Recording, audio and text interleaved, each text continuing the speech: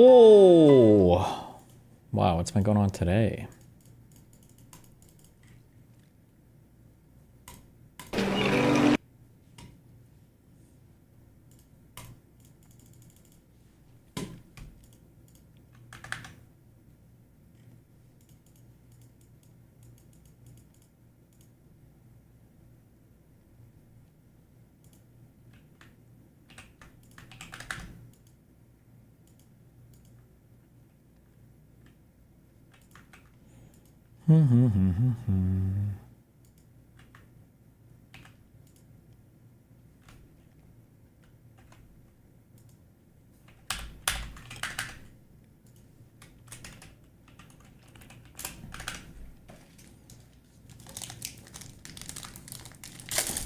How are your stocks doing?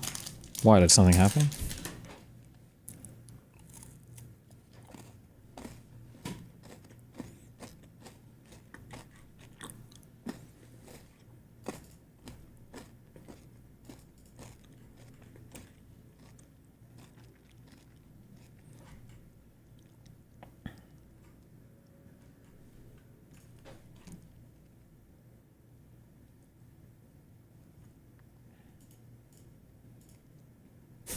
Jesus.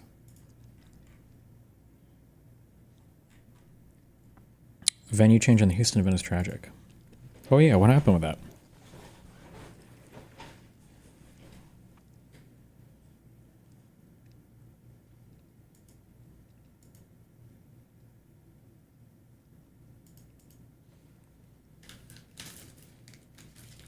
From my parents before me and their parents before them. My genes are yellow. Tiffany Fong has yellow genes. Handed down from my parents before. Epic. So epic.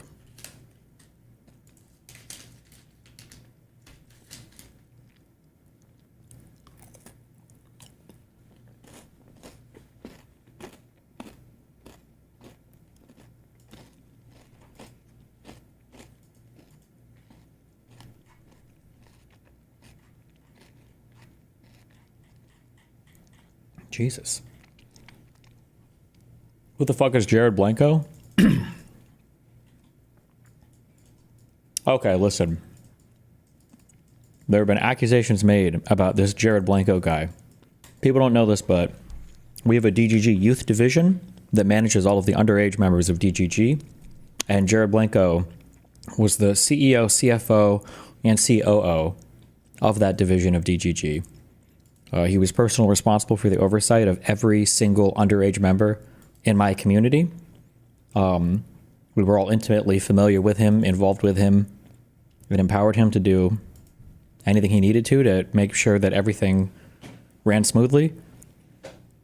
And unfortunately, it was revealed today that he was arrested for possession of hundreds of videos of child porn. We will stand by him until he is convicted. We will assume innocent until proven guilty. Apparently some dude who follows me on Twitter got busted for child porn, and everybody's like, this guy was a huge DGG. I have no idea who this guy is, but... So, wait, link his Twitter account?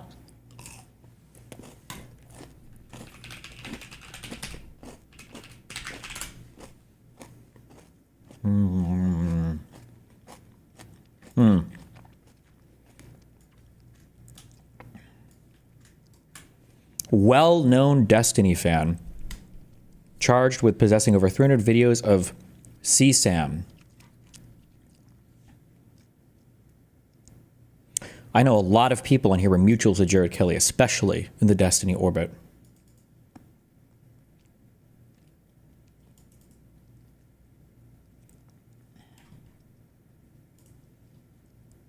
You guys all remember Jared Kelly, right? Or Jared Blanco, well-known DGGer, highly active in chat. Or perhaps he never chatted here at all, ever, even a single time, but, you know.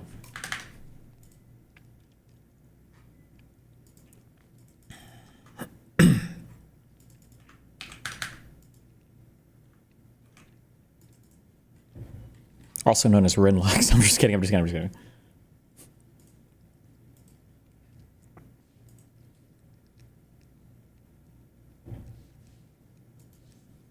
Trump removes official overseeing jobs data after dismal employment report. President Donald Trump on Friday removed the head of the agency that produces the monthly job figures after reports showed hiring slowed in July. It was much weaker in May and June than previously reported.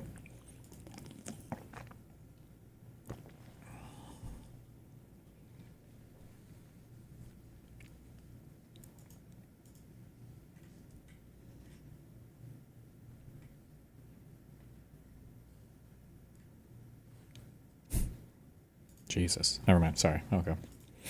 Focus.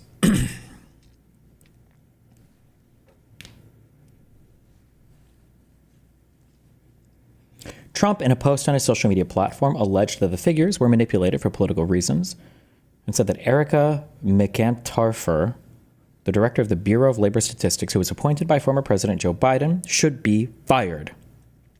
He provided no evidence for the charge, of course. Well, that's not true. He said it.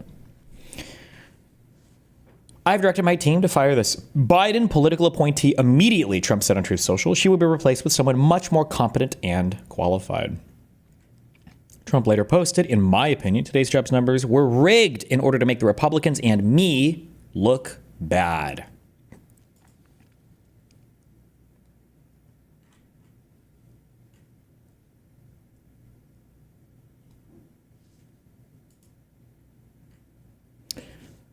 You get rich person ads. What ads do I get that are for rich people? The car ad?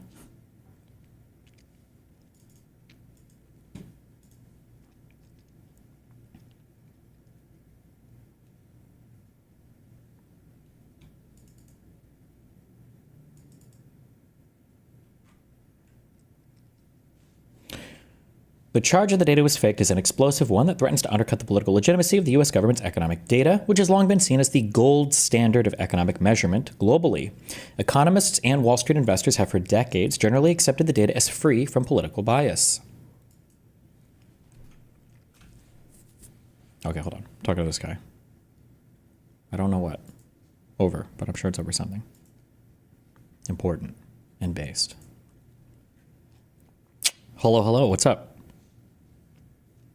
Wait, just kidding. Hold on. I have this computer muted. Wait. Okay. Hello? Oh, wait. You're not coming through at all, actually.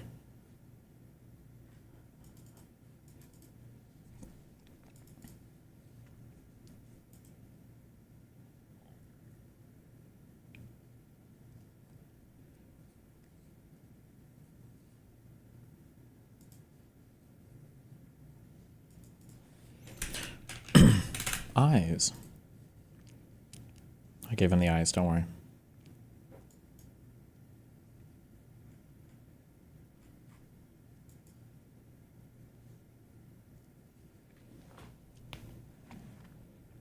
Comp froze rebooting. Did you see Ethan say you have head lice? What?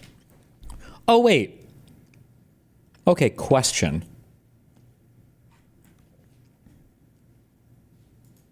I feel like growing up, you know how there was like certain things that we were supposed to be afraid of, like earthquakes would open up and swallow everybody into the planet, or like quicksand would suck us into the earth everywhere, like, or if you step on a spike, you'll die. That's a Mario thing. I don't really have it right. I feel like one of the memes growing up was crabs, like pubic lice. I feel like you always heard about that. I feel like I've never in my life heard about this or encountered this anywhere. Did they just get like eradicated? Like, are they all dead, or is it just because like people shave more, or what?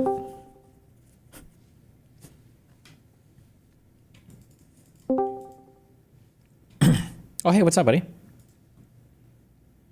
Wait, hello?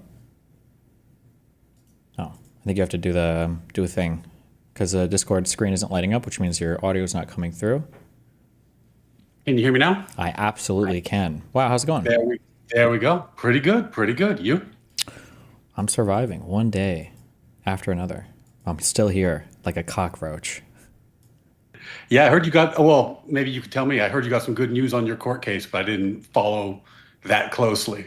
Depends on what you consider good news, but it's all just. Oh, you're like a lawyer guy. Actually, I can bitch about shit, can't I? Yeah. I'm in the industry. Have you ever heard of this little rule called when you submit stuff to the court, you're supposed to make it available to the opposing party?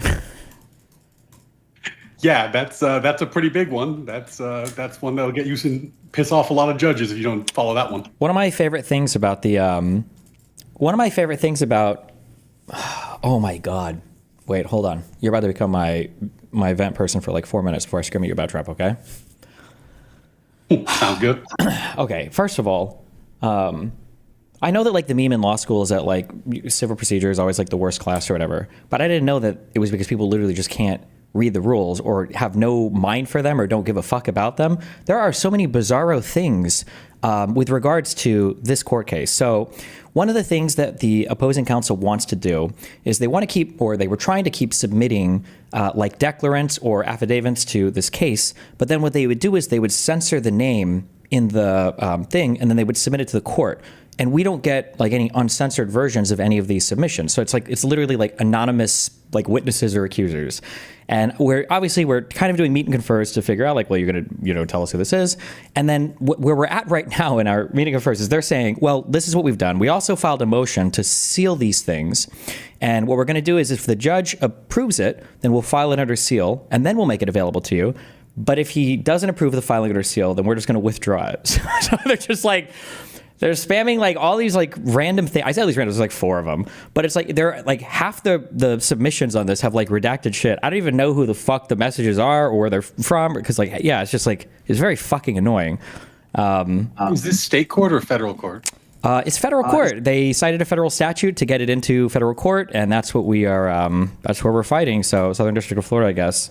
But it's like, that's like on top of like a million other like stupid, they wanted to do, so one of the things, another thing opposing counsels, we're not going to do this too long because I can complain about so much shit. One of the other things opposing counsel do is they want to issue court orders for Kiwi Farms to remove videos of plaintiff, okay? So one, I'm a little bit reluctant to issue any court orders about non-parties to the case because if we're going to, like, let's say theoretically it goes all the way to trial. Let's say theoretically I get convicted, or not convicted, but I lose and they, agree with plaintiff. Well, I don't want more evidence for them to fight for to say, oh, well, look at all these damages, right? Kiwi Farms is not a named party on this case. I don't even know if you can issue court orders to named parties. And a court order is not an injunction, right? You can have something taken down or just get reposted again. So we fought over this a little bit. We're like, well, court orders seem kind of silly, but we're like, okay, listen, if you want to do court orders to take down these videos, that's fine. But can we also take down like all of the videos, like all 30 of them instead of just like the 3 involving plaintiff? And they said, we can do that, but you have to pay all of our court costs so far, all of our legal fees if you want us to do that. I'm like, what? No, what the fuck? So obviously we are contesting that motion. And then, and then we were at our hearing. They were like, isn't it extremely crazy that you're trying to prevent plaintiff from having their videos taken down? It's like, I'm not preventing shit. You can send them whatever you want, but I'm not going to have a court order issued out of my case to a non-party. And you're not even going to agree to take my shit down without me paying you guys for it? Oh my God, there's just so much absolutely unbelievable stuff. Oh, the final thing I'll bitch about, I'm so sorry. We had a huge hearing over, they tried to file a TRO 2 months after the case was filed, okay? So it's fucking stupid, all right? The judge excoriated him on this. One complained that they had cancer. The other complained that they had a cold for 2 weeks. I'm not joking. Then they rolled that into a preliminary injunction. We had a hearing for this 2 months ago.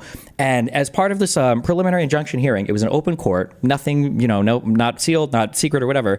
I think the hearing went very bad for them. And it went so bad for them that right after the hearing happens, I'm happy because finally we get a whole bunch of testimony from me and Jane Doe that's under oath in front of lawyers with direct and cross-examination. They immediately moved to seal the transcript for the public fucking hearing that we had, and now I have to wait months for the judge to rule on the sealing for that. That's been my life for the past few months, but yeah. Anyway. Yeah. So if this sounds crazy to the audience, the thing that isn't talked about a lot because it's just kind of like inside baseball in law is that a lot of this preliminary stuff like discovery, et cetera, is kind of a game of chicken between the parties where, there's gamesmanship that can be played, and the game is kind of like, well, if we go to the judge, who's going to look like an asshole? Sure. Because what you don't want to do is be the one who is acting crazy. Then you go to the judge and now the judge thinks you're irresponsible and doesn't trust you, right? Mm-hmm. But it's weird because not all parties have the same concern for their reputation. Yeah. Let's put it that way. Yeah, my big there's- issue there's with this is there's that- often an asymmetry. because it's all like, because all the filings are public and everything, there's already like the ridiculousness, the fact that like there's a protective order to protect just the name of the plaintiff who is very publicly accused me and publicly is already feels like a little bit goofy. And then the fact that obviously it's my reputation that's being attacked the entire time. So in terms of me, like the damages are always, mounting as the case progresses. And the plaintiff has literally nothing to lose. And so I have to balance out like, okay, well, what can I even lose if I lose the case versus how long this goes on for? All of the extras. I was just like an ordinary person. I wouldn't care nearly as much, but Jesus, how it's very, very fucking annoying. Yeah. Well, and the timing. I mean, I know this happened right after we met in person for the first time, and you were in New York to do like politics meet and greets, right? Like that was basically what was happening at that time. So that's not a ideal moment. Yeah, fun times. Anyway, that's my complaining about everything. How's your life going, buddy? I can't complain, man. Just got back from vacation. My brain's like only quasi-functional. So when you yell at me, hopefully it'll wake me up and get me back in lawyer mode. All right. Where did you vacation to? Are you allowed to say, or you want to keep that secret? I'll keep it general. I was in Europe. I visited some family. I did find out that when people say that like the public perception of America has decreased under Trump, they're not kidding. Oh, like damn. people are very comfortable in Europe being like, oh, you're from America? Fuck Trump. Which, depending which side you're on, might be a good thing or a bad thing. I don't know. I think JD Vance would like that. But Sure. Yeah, that was a little weird. That was definitely not the vibe in previous visits. Yeah. Okay. You tweeted at me. We were what was it? What was this even over? What were we fighting over? Yeah. So you were calling for like sweeping investigations into like Trump and his family and everybody he knows. And the comment I made was, you're making the argument for sweeping pardons. And this is the thing that's been driving me crazy about this, because like Trump, he calls for investigations for all kinds of reasons that have almost nothing to do with the investigations. I think we could probably agree. But I think what we're getting into is this, like, I think it's going to be a really terrible norm. Like what Biden did will just become the new norm. Like when the president leaves office, he just pardons fucking everybody under the sun. Pardons his family, pardons his friends, pardons his associates, because we kind of normalize these investigations. And if you're leaving office, why wouldn't you? Why wouldn't you pardon everyone if you think that's a realistic risk? And I think that's a really bad state of affairs. A minor correction or minor thing I would fight on there is I would say that if we're going to say that this type of behavior was normalized, I would say it was normalized in a far worse behavior on Trump's first term than on Biden's term. And I'll just say specifically with regards to the pardoning of Roger Stone. Oh, I mean, yeah. I mean, look, I think that like, I'm not going to fight you about who started it. Like, I mean, Okay. Trump ran in 2016 on lock her up, right? Like, so clearly, like investigations into political opponents have been part of his shtick from the beginning. I guess my concern is that when you enter in this age of political prosecutions being like the done thing, I don't think that works well. Like, I think it's really bad for institutional stability. It's really bad for rule of law. It's really bad for the state of our politics. And what frustrates me about it is that when I say that, I am totally willing to say Trump shouldn't do it either, right? Like I'm saying that it's a bad thing, and I catch endless shit from both sides on this. Like, I mean, Rob Noor lost his shit on me because I told him, like, I think political prosecutions are bad, and he's like, well, you gotta prosecute all the Democrats till they learn their lesson. And then I talked to somebody on the left, like, you gotta prosecute Trump till they learn their lesson. I'm like, I'm not sure you guys are seeing how this is going to play out. It looks like it's going to play out badly. Yeah. Have you, are you familiar with The Prisoner's Dilemma? Yeah, for sure. So, okay. So for the audience, formalized version, I think of this as there are, I think it's 4 potential outcomes, or maybe 3, depending on how you look at it. So either you lock up 2 people in different rooms and they're interrogated. If both people cooperate with the cops and they turn each other in, then both of them are absolute losers. If neither of them cooperate with the cops, then neither of them get arrested, I think, and they both go free. And if one of them cooperates with the cops, and the other person is super fucked, and the person who cooperates might get like immunity or something even better than having just walked. So it's like a weird world where, in a way, you're kind of incentivized to fuck over the other side. And if you can both cooperate, it would be better, but it's hard because you get more reward for fucking somebody over than cooperating. Sorry. I think that the issue that you run into with this, like, oh, we shouldn't lock up or prosecute or investigate Trump's family or anything else, is that Trump did this in, I would argue, an egregious way in his first term. And then we had the second term of Biden, where I would argue the egregiousness went in the other direction. I think that Garland should have been far more brutal in his pursuit of going after Donald Trump. And I think he massively failed there not doing that or not expediting those investigations or whatever. And then now we have Trump elected again, which seems to signal that the American people didn't care that much. And now Trump, I would argue, I think we could go through at least 3 or 4 different examples of the way that he's used the DOJ in ways that I would say are exceptionally bad through all of compared to anything else in U.S. history. And the idea of after this, what motivation would Democrats have to play by the rules, knowing that in the next admin, Republicans could theoretically just support the exact same thing again? Yeah, so I think there's different ways of looking at this. There's kind of a moral argument, or are you making a moral argument or a practical argument? Like you think it's like electorally better, or just morally they shouldn't? I actually think you can make both. They're going to be different, but you can make both arguments, yeah. Yeah, because practically, what I guess, and taking the morals out of it for a second, I think the practical outcome of this is that you'll get presidents just pardoning everyone, right? And if your presidents are pardoning everyone, then you can't investigate because there's nothing to investigate. Everyone has a pardon. Yep. So maybe what you can do in that world is get people to testify, and because they have the pardon, they can't take the fifth. So maybe you can play that game where you say like, okay, like I'm going to call you before Congress. I'm going to ask you about this. You can't take the fifth. So, but then you still get presidential, executive privilege. It's not going to go that far. And I don't know, man. Like to me, when Biden pardoned everyone, I was like, okay, politically that's a disaster. Like obviously that's really bad for his party.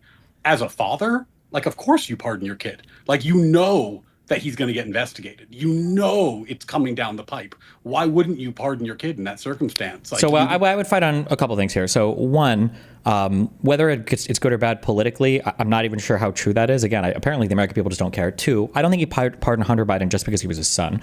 I think he pardoned Hunter Biden because of the relentless investigations that the conservatives had done, the fact that they turned up nothing, and the fact that the convictions that we got were worthless, highly politically motivated convictions. And then to the second point, in terms of like, this is going to set a bad precedent or people are just going to start pardoning everyone. I mean, Trump's kind of already done that. So, I mean, I talked to, you might even be one of them. I'm not sure. I'd go back to our debates and check. I talked to a lot of conservatives prior to Trump coming into office, and I asked, like, how would you feel if he would pardon every single J6er? And some would say, well, that probably wouldn't be good. Others would say, well, he should pardon all of them, but except maybe not the violent ones. And then now he just pardoned everyone and no one cares and they all moved on. So like at that point, like practically, it seems like America doesn't give a fuck about it. It doesn't seem like it plays on a lot of Americans' minds. So why let the other side do it over and over and over again? And then you're just like fucked. Yeah, well, I think that if you think that it's good for your political projects, that's one argument, right? Like you could say, like, I think the investigations will be helpful politically, and I'm not super concerned about presidents just pardoning their whole families and everyone they know when they leave office going forward, because I think we're already in that world. And if that's your position, that makes sense. I mean, I think that's a bummer, and I hope that that's not where we are. Like, I would like to get to a place where investigating the other side and people don't feel like they need to give these pardons at the end of their term in office. And I guess the only other caveat there is we might find out whether a president can self-pardon with immunity. That's less likely to be a thing, but it still could be a thing. So we might open that Pandora's box. But yeah, I mean, if that's where you are, then I can respect that. But I think that would be a real bummer. I mean, I think that because Trump has done so many things individually that are all on their own, I think immediately disqualifying, honestly, of your right to life in a video game. But way past whatever legal norms there would be. Like Donald Trump pardoned, how many convictions were there on the seditious conspiracy? Was it 12? He pardoned people that were convicted of seditious conspiracy, and the seditious conspiracy had to do with putting Trump back in the White House. It's whatever it is, we're way past like, we're not even talking norms at that point. We're talking like, chapter 2 of the start of the American Civil War 2.0 or whatever. Like, that's just why. And that's not getting into all of the other insane political pardons, whether we're talking Manafort, whether we're talking Flynn, whether we're talking Roger Stone, whether, whatever else. It's like Trump has pushed this beyond all reasoning. And I don't see where the political penalty is for any of this. Like, if there's no political penalty, if you were a Democrat coming into office, why wouldn't you just say like, oh fuck, I guess it's just a new weapon that we have now to use against our political enemies?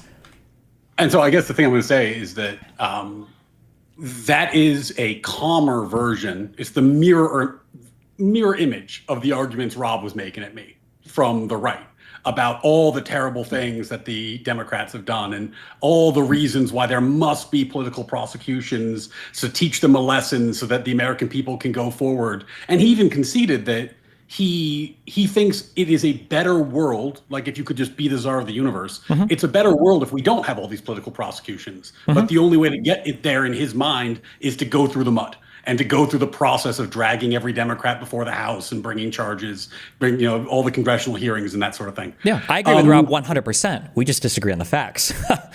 Oh yeah, so I mean, but that's what I mean. Like I think that the reason why whenever I talk about this shit, I get like you can tell when you're actually occupying a centrist position because you get just endless shit from both sides and nobody's your friend.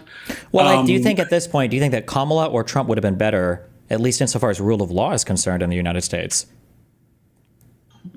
My God. Oh my God. If we're gonna do this again. Oh, sorry, not again. I haven't done it with you. I did like fucking 10 hours on these hypos with Pisco. So sure. This is well. So just to be sure, but we don't have to do it because you don't have the centrist position. Yeah. You have the MAGA position on this, right? If you think that they're even remotely equivalent, like if you had to rank from 1 to 10 how bad Trump's rule of law violation has been, and then 1 to 10 how bad either Biden's was or how bad you think Kamala's would have been. I think Trump's been.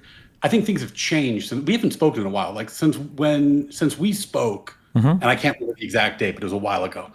Trump's administration's position on particularly freedom of speech, and also things have changed, but like to a lesser extent due process, but due process as well, and general rule of law has been quite bad. Like the facts got a lot worse. Sure, so, I wouldn't say quite bad. I would say the worst in all of American history. I think.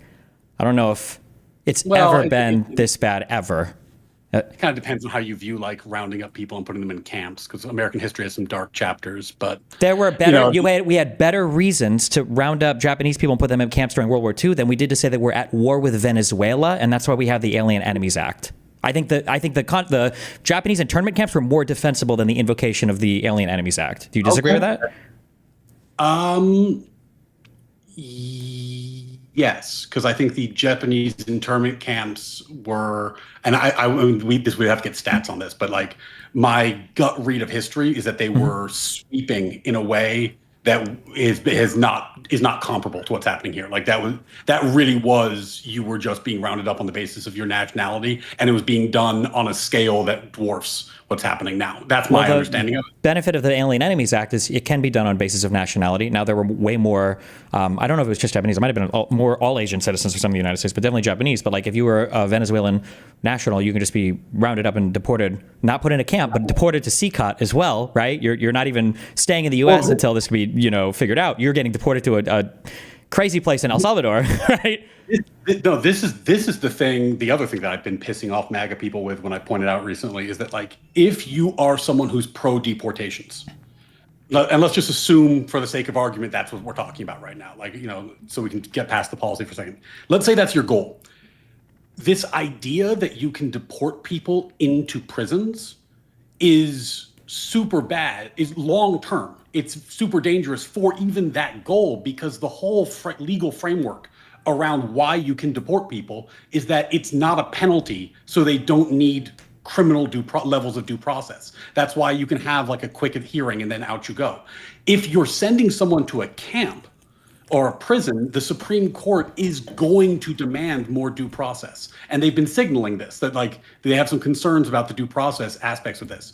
So like long term, you're actually going to create the roadblock towards your own policy goal by doing this. Like sure, that's fine, but I agree with you on this. But so like there was a better reason to intern Japanese citizens during World War II than there was to deport Venezuelans. Like, we were actually at war with Japan. We're not at war with Venezuela, right? Do you agree that we're not at war with Venezuela? They're not invading us? I think that's true. The point I was making is that the number of Japanese citizens who were... I understand the scale was larger, but I mean, ignoring scale, and the number of people who were impacted who had no loyalty to the Japanese Empire. I understand the scale. The scale is one argument, sure. We can talk about the scale, I guess. That would be the only saving grace. But the invocation of the Alien Enemies Act here is completely unhinged. And then the deporting them to a foreign prison, not putting them in camp in the United States until we figure out what we're doing, but deporting them to a prison, I think it's worse. We can argue that the internment camps maybe were worse because of the scale of it, but we weren't deporting these people into torture camps.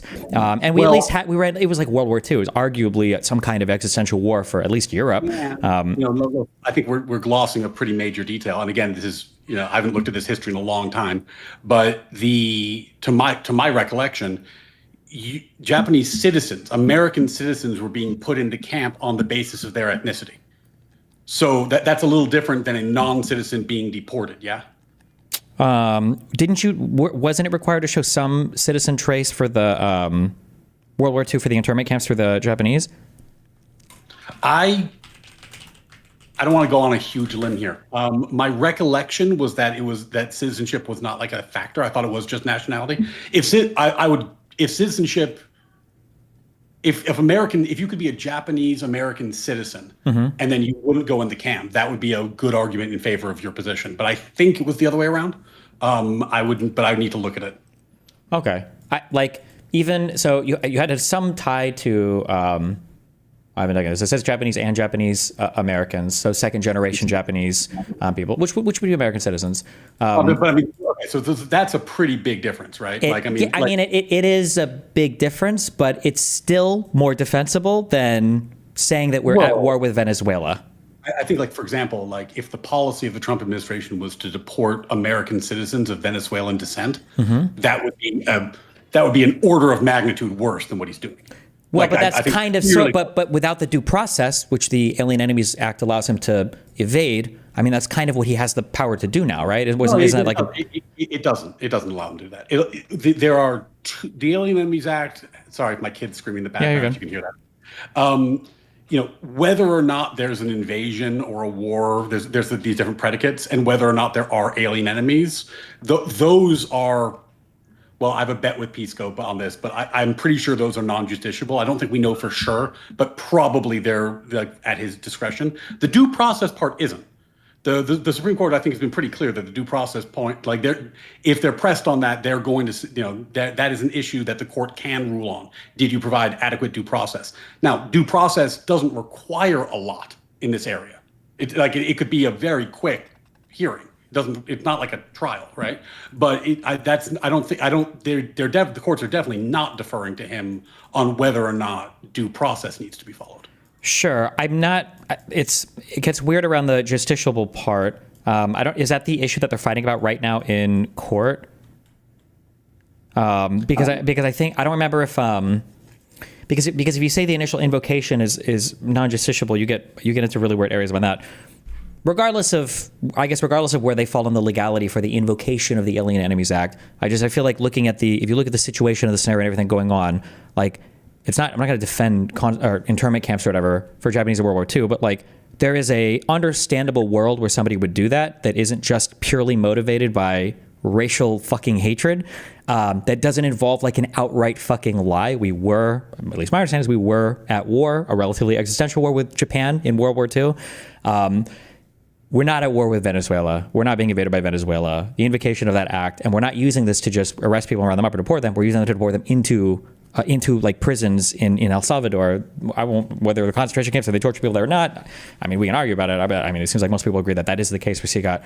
That just seems insane to me. And also, even if we were to go back and forth on this and slightly disagree, the fact that this argument started because I said, I think that Trump has done with this some of the worst stuff in all of U.S. history. And the argument we're having right now is, well, was it worse than one of the worst things, arguably, that we've done with civil rights in U.S. history, which is the internment of Japanese? We're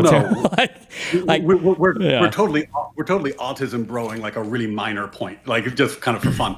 Like I don't think there's an argument that Trump has been like good on rule of law. He's been terrible. I'm not arguing that he's been good on rule of law. I'm arguing that he's one of the worst in U.S. history. I just say he was terrible. If my superlatives aren't good enough for you, I don't know what to say. But like, okay, well, I only say that because like all the Joe Biden stuff is brought up in the same breath, or like that Kamala would have been worse, or like equivalent, and I don't think it's even remotely the same. So that's why I asked you, like, do you think that Kamala would have been worse for rule of law than Trump? And I don't know in what world we're even remotely equivalent here. If we agree that Trump is doing some of the worst stuff ever, like, what do we think Kamala or Biden would have done that would have been remotely similar?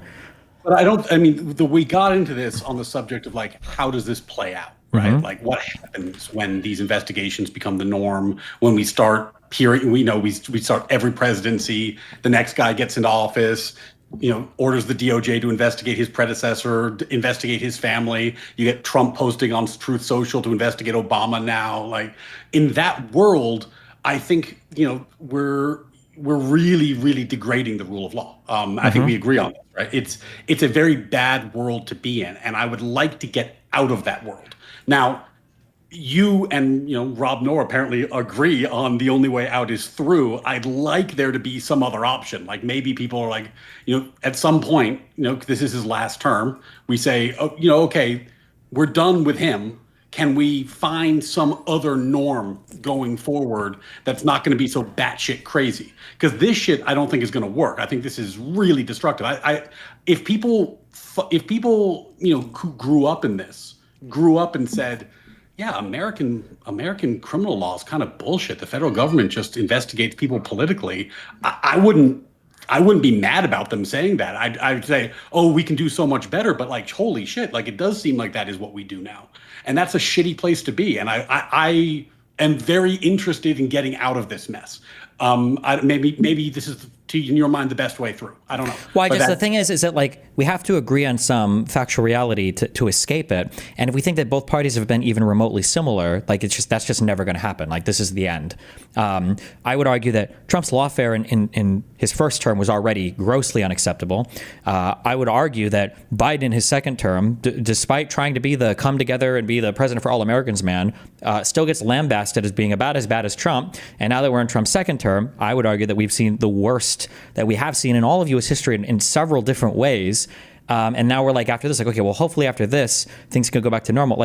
Like as a Democrat, and at this point, I would vote for the unhinged shit. I'm going to be honest, this is very personal, okay? I actually came 15 times last night when I saw that tweet that Gavin Newsom was going to gerrymander the fuck out of every conservative out of California. I actually sat in my fucking bathroom and I fucking jerked my cock for 15 orgasms when I saw that. So I was so fucking happy that there is somebody in this country that wants to put Republicans on the same playing field. The fact that we had the Gore shit with Bush and that election tossed, the fact that we had a lost Supreme Court pick under Obama, and then that is whatever.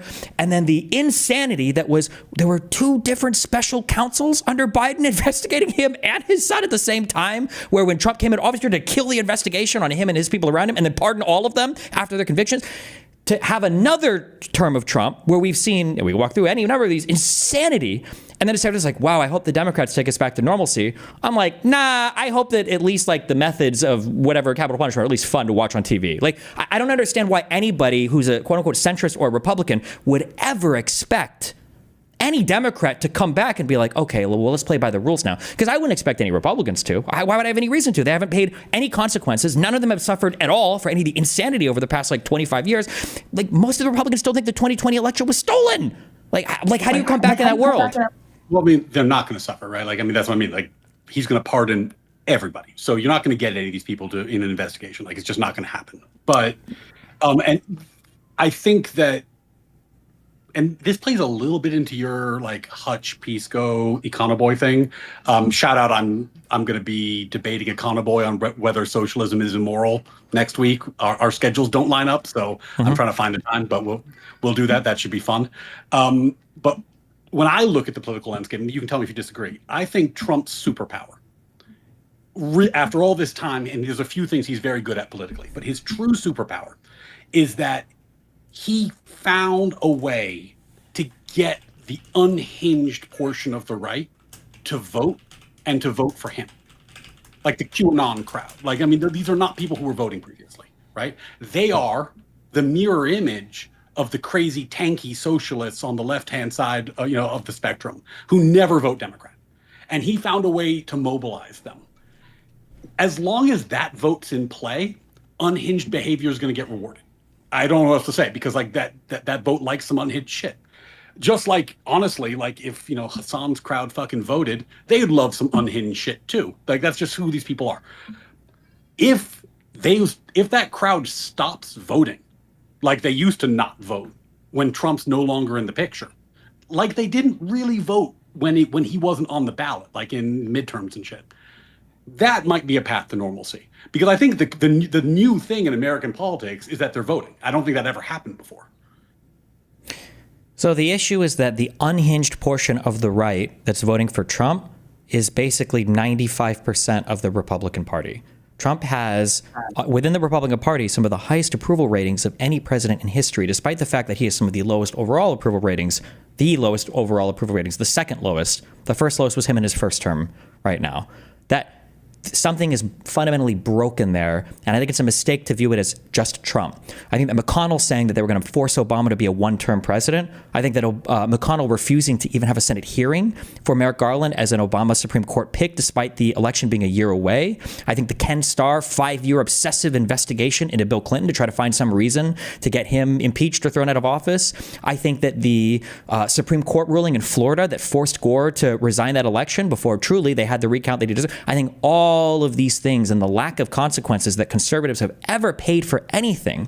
If I was a random person and I ventured into American media and I thought about the U.S. budget, I would think, man, Democrats are fucking spenders, and Republicans come in and they really rein, or they try to get the reins, I guess, at least on the spending. That's one thing I can say about conservatives. And then if I were to tell them, the last budget surplus we had was under a Democratic president, that most of the spending actually happens under Republican presidents. Like nothing is real to any of the conservatives. They don't have, how do they even have the reputation of being fiscally conservative? Like Donald Trump right now, we just had our big, beautiful budget. He's trying to pressure the Fed to lower the interest rates. Like nothing is real. And when there's no shared reality, I don't know what, would you truly expect if a Democrat gets elected next time to try to go back to normalcy when you've got subhuman, degenerate, hellspawn demons like Jim Jordan and Comer and Marjorie Taylor Greene and Mike Johnson and all these actual satanic figures still crawling around the House and in Congress? I just don't know how you would ever expect that to happen. Well, I mean, if we're going to be in the, everyone's a satanic figure land, it certainly won't. I think they are satanic figures. They are satanic figures. This is the issue that I run into. I think you don't think it's that bad. No, I think that politicians, by and large, are immoral and like to win. And the right has coalesced around what is winning. The question I was posing is that working because it's the new normal? And if it is the new normal, by the way, then you're probably right about all the stuff you've been saying.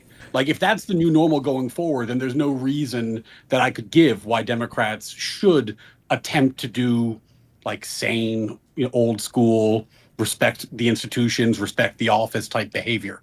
But if that stuff starts fading when Trump is no longer there to, galvanize the base, then there would be a way forward. And so I'm maybe overly optimistic, but I'm fingers crossing that that's what it is, because if we go down the road you're suggesting, I think things are going to get a lot worse before they get better. And I'm hoping that there's some way that we can avoid that. We're already way down that road. That's the issue.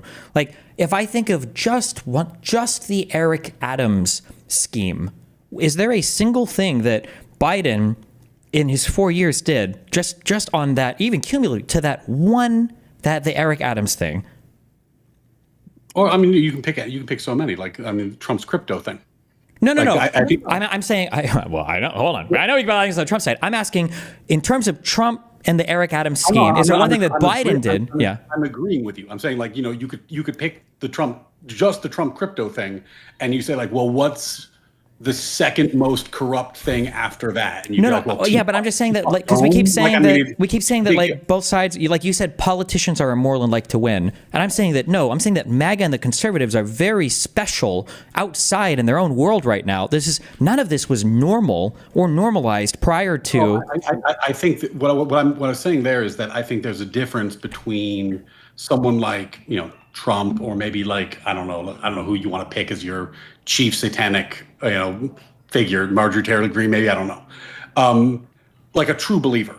And then there's somebody like a Mitch McConnell who I don't think he likes Trump. I don't think he's particularly enamored with Trump. I think he likes winning. I think that he's willing to ride the winning horse, even if it's kind of gross, and I think that the opportunistic politicians will change course if the wind changes. The true believers won't. But I mean, I guess my assessment is different than yours. I don't think the true believers are 95% of the base. I think that I think that they are part of his base and a big part of his base. But I don't know if sure. But then if you agree on the scale, when I ask who's worse for rule of law, Kamala Harris or Donald Trump, what are you possibly considering in your mind to make these two even remotely equivalent? I didn't say they were equivalent. But it sounded like there was like a heavy consideration there. Like what? Like would you agree that Kamala Harris would have been immensely and supremely better for? I was trying to decide if I wanted to pivot into the giant debates that Pisco had and I had on some of these topics, and I opted not to. There are certain things that the Democrats were doing that I thought were really bad and caused them to lose. And in that moment, they deserved to lose. I certainly think the Trump administration has done some terrible things, and hopefully they will lose as a result. Like when you think of like things that the Democrats did, what is the single most worst horrible thing you can think of over the past 10 years with regards to like rule of law stuff that you think the Democrats did?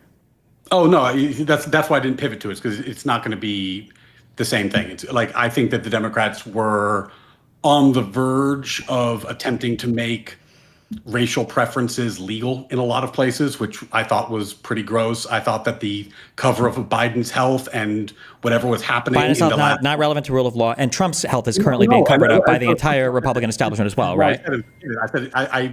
Well, sure. So I understand. I'm just trying to understand. Sure, I'm just trying to understand when we say Kamala could have been worse for rule of law, overall, just broadly speaking, than Trump.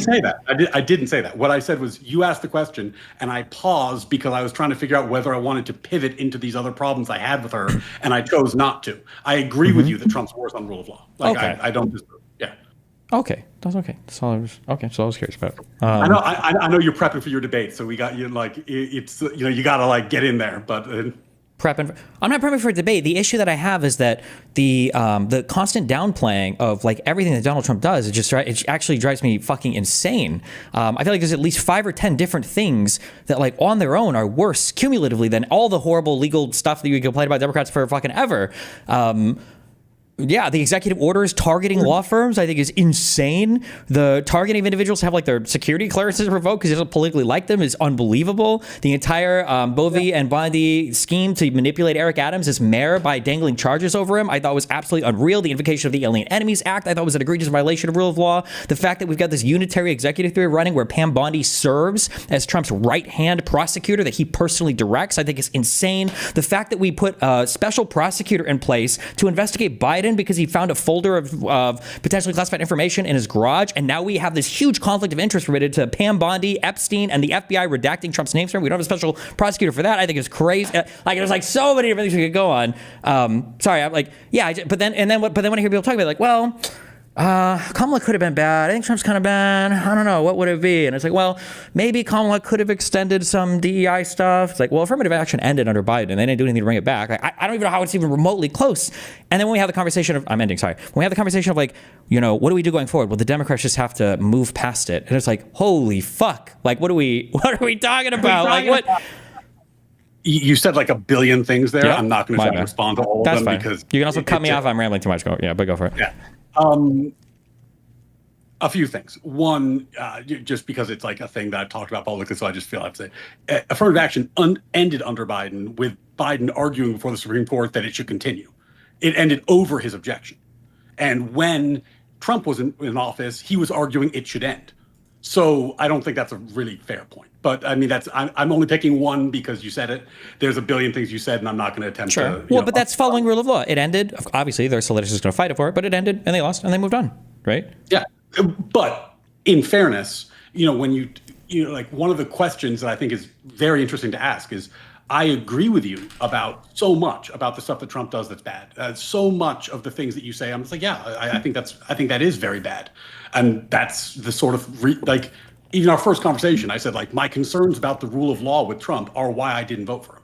Like that was the reason that not to vote for him. So it's a bummer that it's played out this way, but it's not terribly surprising, I don't think. The question is, why are Democrats the only thing less popular than Republicans? Like what? Like with all that you've just said, why is it the Democrats are so unpopular? And it seems like the answer is because they don't fight hard enough. But I wonder if the answer is that there's this obsession with symmetry. There's an idea that like the sides are going to be held to the same standard, and I think that might be a little utopian. I don't think that's how it works.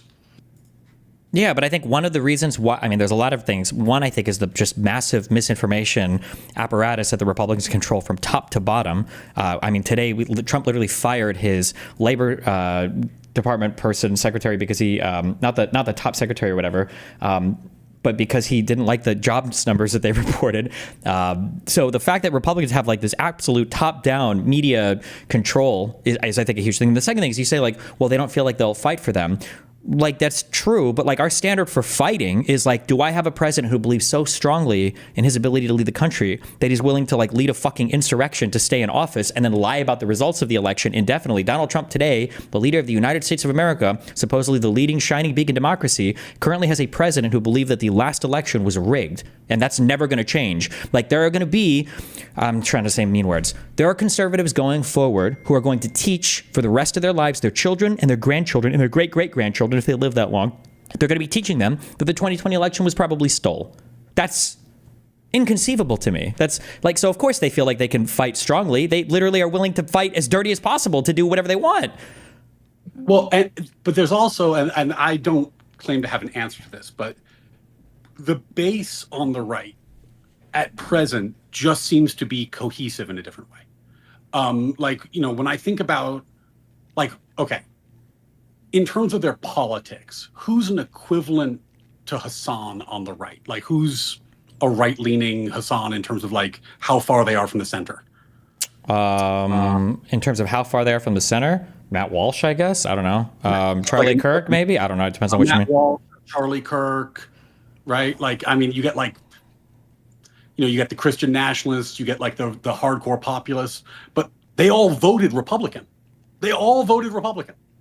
Right? The left is not cohesive in that way. So I think when we start playing these games of like zero sum, as presently constituted, that favors the right because their base is cohesive in a way that the left isn't, and the left fragments on these various wedge issues, Israel, Palestine, whatever it's going to, it'll be something else next time, right? Like I don't think that battlefield favors the left, if I'm giving my honest assessment.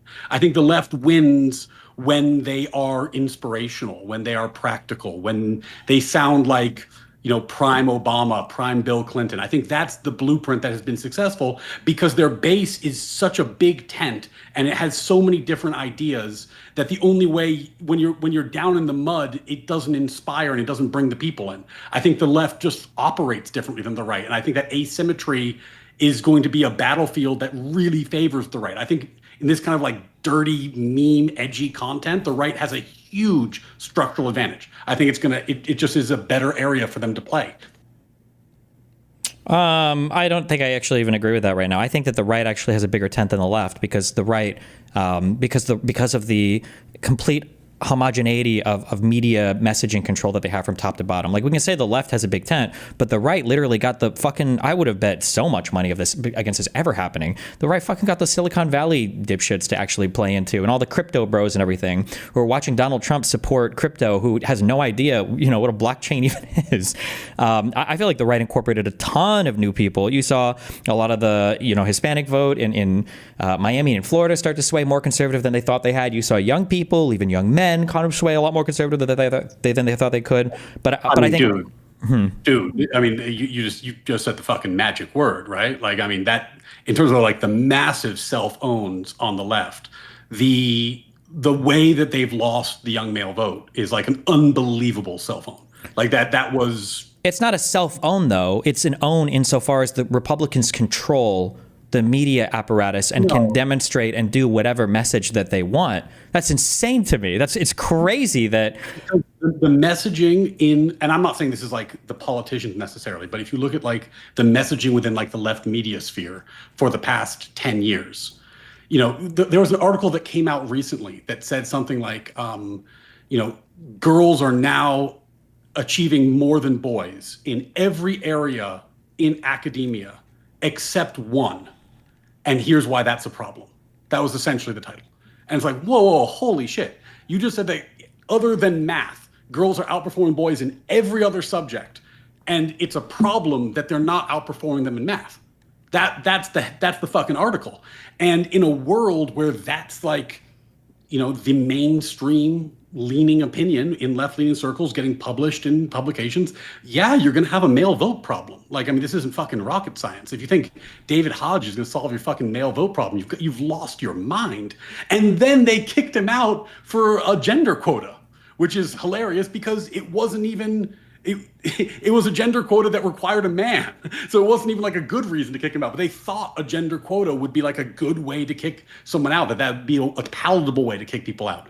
There's an undercurrent on the left that really does believe that we should still be in this world of de facto or in fact quotas based on race and gender to ameliorate historic wrongs. And it pisses people off, and it lost them a ton of male support. And it's not a fucking mystery. They did this to themselves. So yeah, that's a cell phone. But also fixable. Like, that's totally fixable. That is something they could just change. I don't think they are, but they could. Okay. Sorry, I was thinking of different ways to kill myself. Okay. This is an issue that I run into every single time. I've had this on Piers Morgan. I've had this every single center, every single conservative I've talked to. Every single time I run into this issue, okay, I have this thing where it's like, I think that Republicans are disgusting. It's like, why? I think that the statements that Comer has made in front of Congress, I think that the position that Jim Jordan occupies on all these panels in the House of the relentless investigation, I think all the things that Donald Trump, Bondi and Bovee, fucking Dumb and Dumber, that Kash Patel and Bongino, this back and forth, the Epstein files, I think that the insanity that fucking Huckabee's wild fucking statements attached to Trump related to fucking Israel, like all of these people that are RFK Jr. And the insanity that's been going on with the Health and Human Services Department, all of these insane things going on. And it's like, okay, fair point. But did you see this article that was a huge like L about men and women in school? And it's like, how am I possibly, like, I'm fucked at that point. If I can point to, like, if we want to say that political parties taking positions on things should cause them to lose or gain votes, like, how the fuck is it that the party that supported Andrew Tate has any women that vote for them at all, right? Like, the idea that like the left can lose votes on every single article and every single tweet and every single random social media post, I don't believe that. I think that what we're talking about, I think the only reason you even know that article exists is because some conservative tweeted it, and because Charlie Kirk retweeted it, and because Steve Bannon and Nick Fuentes and then Donald Trump and then Candace Owens and every other person like cycles this stuff. And then you're in this world, it's like, okay, well, Donald Trump might have said this bad thing, but holy shit, I saw this article at The Atlantic, and they said over there that like boys and girls might be gender identity confused, and now I'm not really sure who I should vote for. And then it's like, you look at like the average Democrat, like you look at the average like center-left Democrat, like most center-left Democrats don't give a fuck about any of these issues. You're going to like the most extreme, like people posting articles in the media and stuff, and like it's not even a majority position of anybody in the party. And somehow the Democrats, it's fair that the Democrats have to answer for that. Well, the Republicans seem to elude any responsibility for the Republican side. I don't know. That's just mind-blowing to me. I mean, I think in your quest for symmetry, you're like missing the most fundamental point here, which is that, you know, like I said to you now a few times in a few different places that one of my concerns was that the left seemed to be in favor of discriminating against my children in various ways. Now, there's a lot of stuff you brought up I agree with. There's a lot of stuff that I really don't like about Trump. And in fact, you know, I don't know if you recall this, but I've never even voted for a Republican. I voted left my entire life, right? I just sat out the last election. So like, I am a gettable vote. The problem is when I say like this is a self-own, what I'm trying to do is be helpful, right? I'm honestly saying, like, I think the left needs to do some soul searching on this issue. Like, they need to do some soul searching about what the fuck to do about the crazy tanky wing. Wait, Like, so what is the soul searching that like no more crazy people can write articles? Oh, I don't understand the soul searching. Like Nick Fuentes and Candace Owens, I don't think either of these people believe we went to the moon, and they're semi-prominent voices on the right. Like, what is the soul? And when the left has a soul search? I think the left needs to start being clear about what it's for and what it's against. And I think that, like, But the right isn't clear about what they're for against. Is that the asymmetry? the asymmetry is not going to be, isn't going to fucking matter, because what I'm saying is that the thing that was concerning to me about this policy is intensely personal, because I have young children who would be discriminated against in a world of affirmative action. So I would prefer them not to be in that world because they're my kids. Do you think, hold on, wait, do you think, were you more worried about, oh, go on, sorry, go ahead. You can bring up a billion fucking things, right? But like the pitch that Republicans were making last election was that. It was, holy shit, this seems unfair. This seems crazy. Doesn't that seem crazy to you? And it was a pretty good pitch. It worked. But a lot of that stuff is fixable. It's just not a thing the Democrats have to do. It's a policy choice. Do you think that affirmative action represented a greater threat to your kids than the totality of, or the direction of the current, like, Republican, I guess, like, regime? My kids, particularly? Sure, yeah. Yes, but that's because I'm incredibly privileged in my profession, and there are a lot of the stuff that you would bring up has no impact on me. So you think in your life you were legitimately worried that your kids' futures were going to be fucked because of affirmative action? I think that in a world where it is legal and acceptable and a thing that people are doing and celebrating, to have policies that are discriminatory on the basis of race, on the basis of gender, and always in the same direction, that worries me for my kids who would then be impacted by those policies. So you think that you genuinely believe there's like a thing that's like the present, like the forefront of your mind. You thought that there's a good chance, there's a decent chance, not like a 0.001%, but there's a decent chance that your kids are going to be severely negatively impacted by affirmative action going forward if Democrats would have had their way, I guess. Did you follow the affirmative action case? The one with Harvard and the stuff, right? Harvard? I don't want to get too deep in the weeds on it, but like, go ahead. God, I'm trying to get my memory right. In the First Circuit, the Trump administration appeared and said, hey, court, look at this data. We think this is de facto discrimination. This is a very bad thing that's happening, right? And then administration changes, it goes to the Supreme Court, Biden's lawyers show up and say, we've looked at the data, we've changed our position.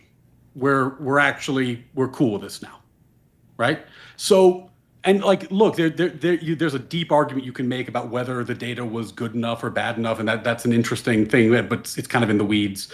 But that's a pretty serious change in position. Similarly, like in NASDAQ, there was a rule that they were pushing forward in NASDAQ that was going to have board membership have to have quotas based on diversity.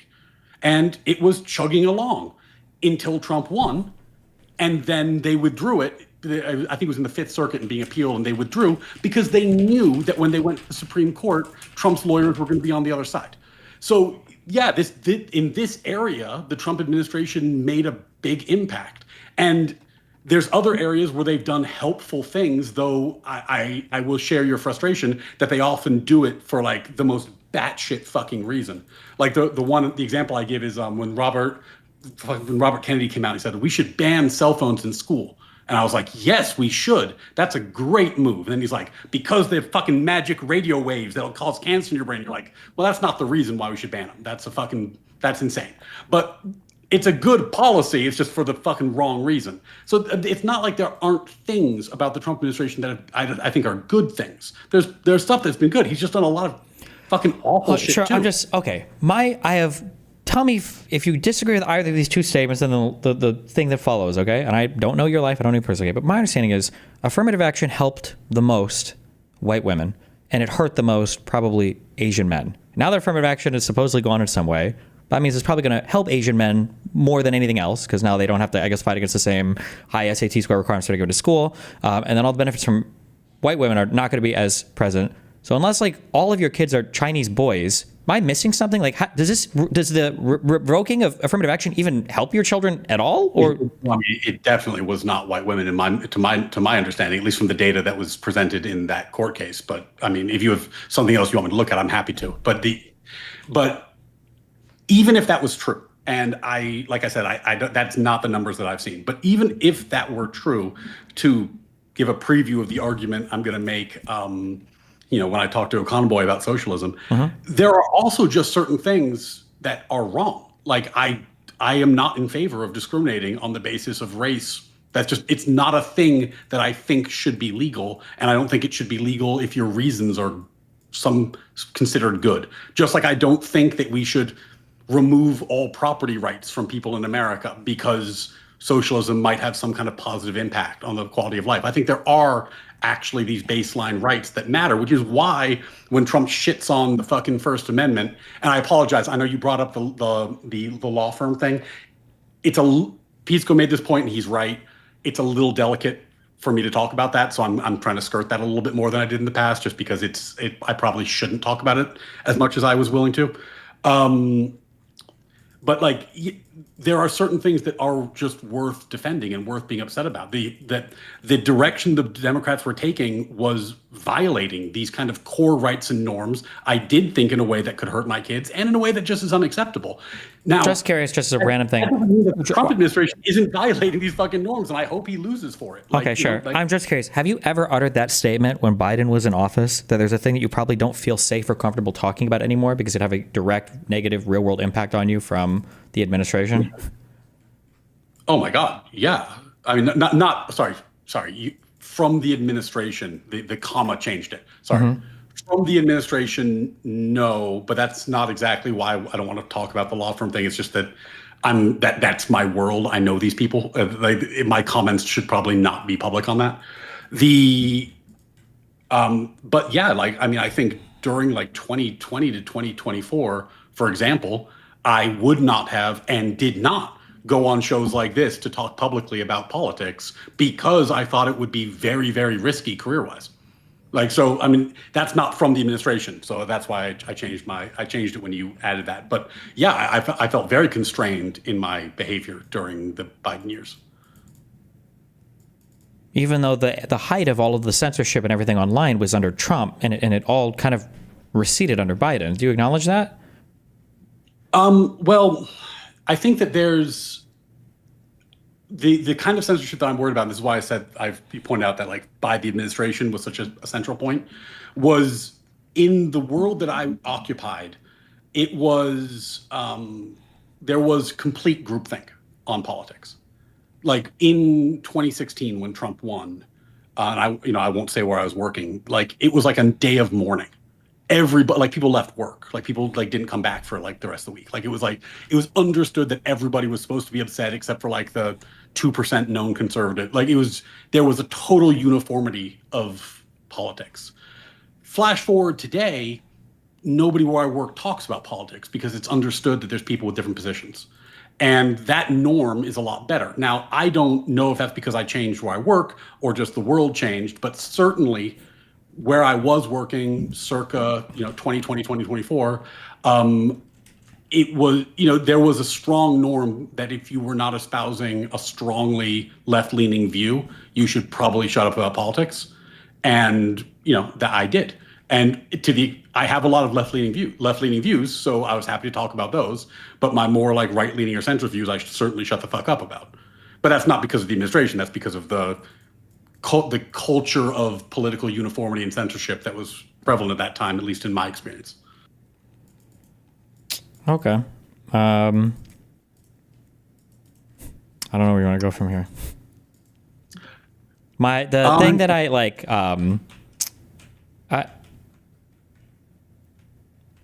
I don't know what to, I'm not sure.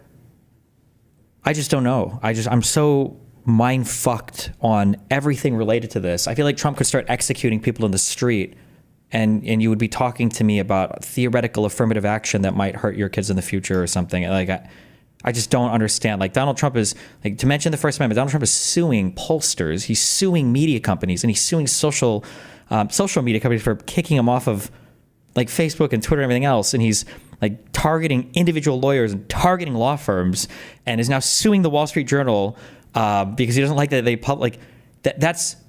Has there ever in U.S. history been another president that has filed a civil suit while in office or out of office against any a media company? Has that ever happened before? Just that thing alone? You left out, I think, the worst First Amendment stuff, which is the I forgot her name, the woman who they attempted to deport just for writing an op-ed. Like, it was the purest freedom of speech link to deportation you could imagine. And then in the Harvard one, where they asked for surveillance footages of all the protests going back like 5 years. Like, I mean, that's actual, like, you know, when you become Big Brother and you ask for the surveillance footage of the students, that's not a great look from the First Amendment perspective. So, I mean, I agree with you on all this. Like, and will be delighted when the Trump term is over, to be clear.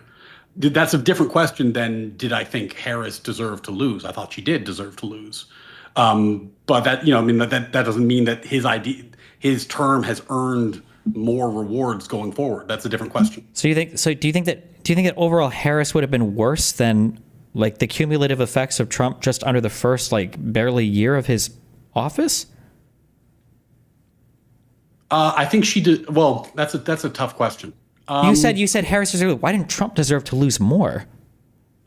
I thought Trump was disqualified because of his, you know, insane position on the rule of law, which has played out, and that's why I didn't vote for him. I thought that Harris was a few things that deeply troubled me. We already talked about like the affirmative action stuff, so I don't want to dwell on that, but copy paste all that shit back in here. And then also I thought that she was I never liked her. Like, I didn't like her as VP pick. There was no point that I think she was a good pick. But then the way she was anointed and the way that Biden's health was covered up gave me, and I think a lot of people, the strong impression that we were essentially voting for the DNC presidency. We were voting for the establishment presidency, not a vigorous executive with their own views. We were voting literally for the machine that had just lied to us about Biden's health to our face for quite a long time in a concerning way. I don't know if that bothered you or not. Like, when the Her report came out and I read that for the first time, I thought that was political poison. I was like, oh my God, there's no way he recovers from this. I thought it was like the worst thing that could happen until I saw the debate performance, which confirmed everything in it. And that's a crazy thing to lie about. And it really highlighted why her pick was such a bad pick, because we had a president who probably at some point needed to be tapped out. And you really, when you are picking an older president, you want a vice president who's ready to step in. Do you think that Donald Trump is senile right now? No. I think he's getting older. So what would it take? What could possibly happen that would convince you that Donald Trump is senile, besides him talking slower? I mean, are you trying to draw a comparison between Trump and that debate think performance? that if my life was on the line, I think I could easily argue that Trump is more senile or shows more cognitive deficit than Biden did in the end of his presidency. I think it's the easiest argument in the world. So I'm curious, what would you have to see for Trump to think that that's true? How about this? I'll give you exactly the things that convinced me for Biden. No. There For Trump. An investigative report that pointed out that he was too old, too infirm, and too mentally incompetent to be charged, followed by going on stage and saying that he's going to defeat Medicare. Hold on. Wait. Okay, wait. One thing at a time. So one, you acknowledge we will never get a special counsel investigation into Trump under his presidency, right? That will never happen. Sure, we're talking about hypotheticals, right? No, but I'm hypothetically, right? I'm saying that the insight that you got from her to Trump, from her for Biden, you will never get that level of investigation into Trump while he's in office, right? We agree on that. Probably not. Okay. Probably not. Number two, you acknowledge that the medical doctor that released reports on him, he lies about Trump's health conditions. Maybe not mentally, but at the very least, we now know physically, right? He's got this chronic vein problem that makes his cankles fucking explode, and he lied probably about like Trump's weight and everything else, right? So we acknowledge the health reports about his physical health are lying at least, right? Okay. Yeah, I think that I also don't. I mean, I don't know if he's 6'4" or not, right? Like, sure. he's probably not, he seems heavier than his reports indicate as well. Sure. For the Her report, okay, that didn't say that he was so mentally incompetent that he couldn't be charged with a crime, okay? What the Her report said was that Biden didn't have the mens rea of trying to intentionally obscure or hide classified information or whatever, but that he might not have recalled if a particular thing was classified. That's what the Her report said, because I've read like the section that you're talking about that people quote as saying, he said he was so senile he couldn't be sure of the crime. He didn't. What Her said was like Biden probably didn't remember or have the recollection of this thing in particular to have the mens rea to charge him with a particular crime. The Her report did not say he was so senile they couldn't charge him with crimes. That's not true. I haven't read it. I haven't read it recently. I don't know if you have. Okay. If you want to pull it up. I went over this because Peace Collector bring it up a lot, and I went through and I did read this section, and that's not what Her said. But we can put that aside, and it's not being an important thing. But certainly, when I read it, and this is public document, so viewers can just go look at it. When I read it, I certainly got the impression that Her was saying there are things that are chargeable. I am choosing not to charge them because of his mental condition. That was my takeaway from that section. So, I mean, okay. If you want, we can read it, or readers can read it. But then also, that was then confirmed publicly, like by the debate performance, right? So it's not like it was. No, the debate performance confirmed that he absolutely was slow as fuck in an actual back and forth debate. I'll agree with that. But in terms of confirming Sinelli, okay, so Her report. So we know that we're never going to get a special counsel investigation into Trump. Do you think in the last year he was vigorously running the country? Like, do you more think than Trump? Yes, absolutely, easily, yeah, 100%. Okay. So walking through again. So we're past. We know that the medical people lie about his physical condition. Okay, and we know we're never going to get a special counsel investigation to super sit there and grill Trump and everything. So what other types of evidence? What? Paralyzed, right? What? FDR couldn't walk. Yeah, but we knew that he was in a wheelchair, right? Well, no, they didn't know it at the time.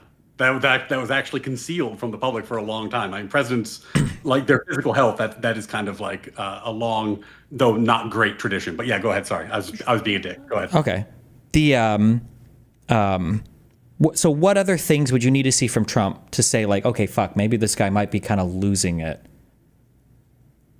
I mean, the thing that's tricky about Trump and evaluating this is that when he's like if you compared the way he spoke in like 2016 to now, he kind of always speaks in this bizarre rambling style where, like what he called in the Joe Rogan show, like the weave, whatever he calls it, which I will concede makes it really hard to evaluate his mental state. We do see that he's like mixing names up. He's getting countries wrong. He's getting dates wrong. When he was talking to Zelensky, he said they were invaded in 2015, not 2014. We saw him refer to, didn't he say like Sudan or something was part of BRICS, or Spain was part of BRICS instead of South Africa? We seem to do that wrong. He forgot that he was the one who hired, it wasn't his labor secretary. It was, Jerome Powell, that he forgot that he appointed him to the Federal Reserve, right? I mean, bro literally tried to guess the cure for COVID on live TV once. Sure, but these are things he's forgetting. I'm just saying that is there any suggested that we nuke a hurricane and fucking? I mean, this is the problem. I understand. Well, there's not a problem, but I'm saying is it? This is why I was saying before, right? You're telling me that. Well, no, there was more evidence that you could say that Biden was senile because Trump has always been a fucking lunatic, crazy person whose mental state is indecipherable because of his ordinary behavior. No. This is like one of the things about Trump that I find most maddening is like I've just come to terms with the fact I have a very, very hard time reading him. I don't think I know why he's doing the things he's doing. But do you also agree that it doesn't seem like he's like running stuff? So for instance, I'm curious, in the Signal group, didn't we get more indication that like Vance and Hegseth were kind of behind, the strikes and that diplomatic stuff than Trump was? Seems like his like will or his stuff wasn't even involved in that. Was there anything equivalent that ever leaked about Biden and his foreign policy? No, that leak was fucking crazy. Like that was okay. That was the incompetence there was like wild. We see Witkoff and stuff as a foreign envoy. Do we see anything from Trump that's even what we see compared to especially the last couple of years of the Biden administration is a vigorous president who has administrative goals and is pushing for them. Like I think that there's there's a big difference in that. I don't think it's necessarily always good because I don't always want him to succeed in the things he's doing, but I don't think that it's fair to say that like there isn't a qualitative difference. It does seem like his fingerprints are on a lot of this stuff. What is You don't- you Trump's? don't- What is a single goal that Trump is vigorously pursuing that isn't a personal vendetta right now? I mean, if we looked at what Trump's campaign promises were, No, setting right now, aside right now, what whether or Trump is not we pursuing, what think is that Trump there's- pursuing right now vigorously as an executive that's not a personal vendetta that you would expect your grandpa talking about at bingo night? What is Trump pursuing right now that's not a personal vendetta? You don't think that like the mass deportations were like his agenda? That strikes me as, of course, his agenda. That was a core campaign promise. Okay, so so in his pursuit of that, when he gets on TV and talks about it, You don't think the tariffs are his idea? That was a core campaign. tariffs I feel like a personal vendetta to me as a way to get back. Okay, holy shit! If we're just going to say that like national level trade policy is a vendetta, then okay, sure. But I mean, like that. Well, that so has I'm not just saying that. I can source all of this, right? I can say this is why I feel this way, right? So after he did the first Liberation Day, when he was talking in front of a bunch of Republicans, I don't know what it was. I don't think it was an RNC conference. It was something, and he's like, "All these guys want to come and kiss my ass." When has Donald Trump ever talked about tariffs in a way that seemed like it was for the benefit of like just the country and the nation? All of it feels like very personal and spite motivated to me. I guess that's just how I read it. No, I mean, I think it can be both. I think that I do think he thinks they're going to work. I disagree with him. I think this is not answering your question, but like to me, tariffs are like just such a default bad idea that they're going to do bad things, and they're just as a result stupid, unless you get some extraordinary result. So I mean, look, he could prove me wrong, but like the default answer of should you do tariffs is no, you shouldn't do tariffs.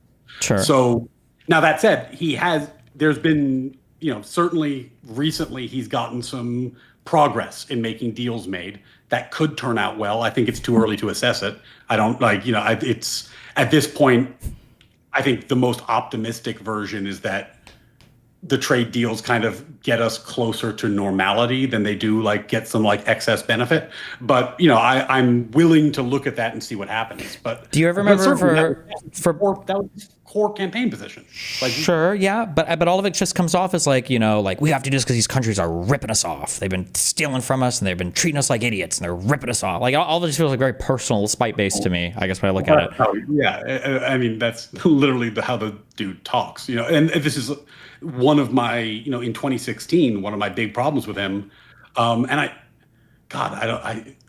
who said this? I think this might have been like a Ben Shapiro thing. Like there was just the entire vibe he had in 2016 was so destructive to the thing that really does matter to me a lot. And it just, I don't know how we get back to this universe where people just respected the office. And that includes the person who occupies it. Right. And like, that's the thing about him that if I had to pick the thing I hate the most, it's that. Like, I think it's I was visiting my family recently, and their kids use Donald Trump as an insult because their politics are what they are. And that's what's so crazy to me about that is that their kids are young, right? So like they could be teaching civics. That's the president, that's the leader. But because of where we are, they believe, and I'm not going to quibble them about it, that it's appropriate to, use the president's name that way because we're so far removed from the world of respecting the office. And I do think that's his fault. Like, I do think that was a 2016 Trump concoction, and that sucks. Okay, but so back to this, like, you're aware that Donald Trump like confused his ex-wife with Jean Carroll during the deposition for that civil case, right? I didn't see that, but you can tell me. Yeah, it was embarrassing. He was given a piece of paper, and I asked to identify her, and he's like, "Oh, I would never have sex with that woman or something." And they were like, "No, that's your ex-wife." And it was like, "Oh." Have you seen anything equivalent to Biden, where Biden is given an executive order and then it's explained to him, and then he signed it, like Donald Trump is with almost all of his executive orders? I didn't watch. Like, I actually don't recall what Biden's press style was with executive orders. I don't recall. I mean, certainly they weren't theatrical in that way. Mm-hmm. Like, it would never have occurred to me to watch a Biden executive order signing. Okay. Like, I mean, he usually explains them before he goes to sign them instead of having somebody hand deliver them and then explain what they are and then seem confused or seemed excited, like, oh, this seems like a good idea, and then sign it like Trump does. I think that was what Biden could do.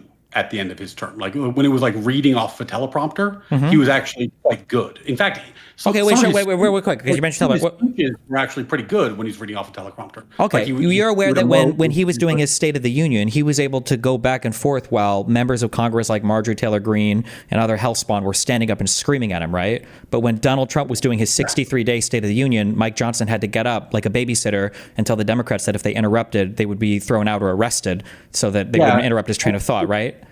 And the State of the Union was, let me see, I might have the chronology wrong. It was her report, then State of the Union, then debate, right? Maybe?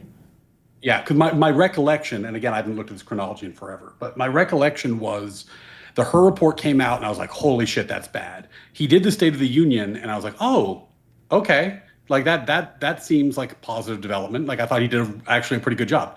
And then the debate performance was just, like, oh shit, then something changed. So, I don't know. Like, I mean, I think that like, I'm not a doctor. I think that people in my Wait, I know we're going back to this. I'm just asking for anything. It seems like there's literally nothing that could be presented about Donald Trump. There's nothing that could be presented about him that would make us think that maybe his mind is slipping. It seems like that's where we're at. Like, it's impossible. Well, I think that he, it would be very difficult to get, I think you're right, like a document like the Her report about Trump just for a variety of practical reasons. I think it is possible for him to like fall apart in a public setting to the level that Biden did. That's not impossible. Wait, like how? I haven't seen him do that. I mean, the Biden debate was unbelievably bad, man. Yeah, Like, you that keep was- saying that. What do you think it was unbelievably bad when Donald Trump was sitting next to Macron and Macron had to keep correcting him on the amount of contribution that we've done to the Ukraine war? Or when he was standing next to Jerome Powell and he was just saying things that were patently untrue about the construction costs in the Federal Reserve buildings? Or when he was sitting next to Zelensky and he got the year wrong on when Crimea was taken over by Russia? Or when he was sitting next to the South African president and he didn't even know that the ICJ, International Court of Justice case about genocide was about Israel and Gaza? Like, I can name you like 20 things, but none of these are going to matter. But instead, we'll look at the debate performance where Biden couldn't have like a fucking super debate with Trump. Not a super debate. Dude, can we just be honest for a second? Like the dude said, we need to defeat, then trailed off, and then said Medicare. Like, Yes, I mean, and Donald Trump in a debate with Kamala Harris said, they're eating the cats and the dogs. Yeah. Well, he was lying. Like, he's lying. I don't Like, know if he yeah. knows he's lying. He could also just be senile and retarded. I mean, didn't J.D. Vance admit they were lying about that? He kind of said it later on, but I don't know if Trump knows that. Okay, yeah, exactly. You don't know. But what Biden did was very, very obvious. Like, I have not met one person who, has looked at that debate and said, okay, that guy's well. I agree Like, that that's the narrative on it, but if I ask, I haven't met a single person. Can you tell me a single positive thing that Trump said in that debate? No, Trump gave it D- performance. He was terrible. Yeah, but It's that's just the that expected other guy performance was from Trump. mentally incompetent. And the point is that he was mentally incompetent and had been for a while, and that we were told he was sharp as a tack. And we were told that by the people that now wanted our vote and wanted it without a primary for that candidate. I'm looking at like that Donald worked. Trump That is a sat at problem. a desk with a piece of paper with the guy, Abrego Garcia, thinking that MS-13, that those were real tattoos. Like, there's a million of these things that happens with Trump. And for Biden, could it really not be the case that Biden was just like mentally, he's a 90 fucking year old dude, that he was mentally whatever that night and he just had a horrible fucking debate performance? Is that impossible? I mean, it's not impossible if you're talking about like logical possibility. It does not seem to comport with the available information. And I think that let me look at this another way. Mm-hmm. You don't think that this was a thing that caused a lot of distrust on the Democratic side, and that people were looking at that and saying like, you know what, like, Yes, 10 I think years it from now, when caused this a big whole issue. I think it that caused. was a colossal fuck up. I You think don't that it so? was a big issue, but it was a big issue because conservatives were successful in making it a big issue. Yes. Okay, so if conservatives had laid off a bit, you think that was fine? It would have been Like, a it would have cringy been okay. performance, and in 3 days, we would have gone to the next thing. And my evidence for that is every single thing that's happened in this current administration. I think Trump's political resilience is It's not just Trump, it's the whole conservative media apparatus. How many years did we have to hear about Hillary's emails? And then how many days did that Signal Group thing get play in the media before we moved on to the next thing? I mean, yeah, I think I think we're seeing that play out right now with the Epstein stuff, right? Like, Trump is many things. One of the things he's very good at is media strategy. No, Like, he's not. It's the conservatives that cover for him. He just lies over and over again, and everyone else in the conservative movement is willing to give him cover for it. Like, setting morality aside, because I think I've already said that like I'm opposed to this on many levels, but you don't think that the timing of the like we got to investigate Obama thing is Epstein related? Yeah, of course. Of course. They're trying to. And it's related because it's media strategy. Right? Like that's the point. Yeah, but it only works because all the rest of the Republicans will bite. That's the whole point. So there's an apparatus. He understands how to wield the apparatus. I was saying I was not making a moral point. I was saying he is very good at operating the media. This is a skill set of his. He's extraordinarily But good that's to say you're giving credit for something where there's like no credit is good. Do you watch Game of Thrones? It's like saying that Joffrey was really good at having people killed. He was the king, of course. It's like when you make a joke about dead kids and I go, shit, that's a fucked up thing to say, but Destiny's pretty good at media strategy. Like, I disagree with the thing you said, but I get why you said it. Like, it's a thing. Like, there is a no, but reward. it's a different. I'm just saying that Donald Trump is the president of the United States. I'm just like on YouTube. I'm just saying that the only reason that Donald Trump stuff works is because everybody else in the conservative movement is willing to be lockstep to carry that message for him. Look, man, it's hilarious to me that like I have not argued that this was moral. I'm not making a moral prescription here. I'm saying it just in terms of like reptilian brain media strategy, it's the same move. Oh, like I want to get some attention. There's a way to do that, and one of the ways to do that is to do something kind of batshit that people are going to comment on, and he's really good at that. And it's not like. Yeah, but the difference is that when Donald, in fact, you do it because it works. No, but it doesn't work as well for me. That's why I'm fighting against half the fucking universe, including all my people, when I do it. Donald Trump, meanwhile, can have the support for fucking everybody that he fucking wants. Yeah, and there's two main reasons for that, which I think we've talked about. One, he's pretty good at this shit. It's his lifetime achievement. Two, the Democratic base is not cohesive in the same way. It just isn't. And this is a thing. I feel like Glenn Lowry and like Jordan Peterson and a bunch of like kind of like the more intellectual conservative type people were predicting years ago, which is that the right wing base has kind of a honestly it's more cohesive demographically, and when it turns into a mud fight, there's a real risk that some very bad people rise to prominence, which I think has been borne out, because in a mud fight they're going to coalesce, and they coalesce better than the Democrats do. And I think I think that prediction's kind of been borne out in our politics of late. Yeah, I mean, I think you're just describing a cult. I agree that, like, obviously they have more cohesiveness, but I think the frustrating thing is that one of those, because I'll argue with people who, like, you're telling me, it seems you agree that there is some massive cohesiveness there, but then you don't agree that the reason why a lot of Americans feel a certain way about certain things is because that's what, like, the cult is showing them. And I think that... No. I think that what happened with Trump is that for a long time, the Democrats were very, very successful using tools like identity politics and using them in national elections. And it worked. It worked successfully. John McCain was a racist. Mitt Romney was a sexist. Like these are things that were effective. They were effective political attacks. And then what ended up happening is, instead of running like a Romney or a McCain, which would be my preference for who would be run, to be honest, they found somebody who just doesn't give a shit about being called racist. Wait, hold on. I'm sorry. My mind is getting exploded. Okay, I'm 36. Okay, so maybe I don't remember things. You're saying that Romney and McCain's biggest issues were attacks from the left? I feel like the Republicans had a lot of issues coalescing around these. For Romney, religion was a huge motivating factor for why people didn't like him as much. For McCain, that pick from Palin was totally out of left field. And I think a lot of people were worried that McCain wasn't quite the warrior that the Republicans were looking for at that moment in time, especially given how much hype there was around Obama. I don't think it was the Democrats that necessarily buried either of those two people. I feel like a lot of that was... I don't think we need to make a causal 100% type argument here. I'm merely pointing out that the Republicans were running kind of like gentleman type candidates, and that did not insulate them from attacks on, the grounds of being racist or sexist. It did not work, and it was not electorally rewarded.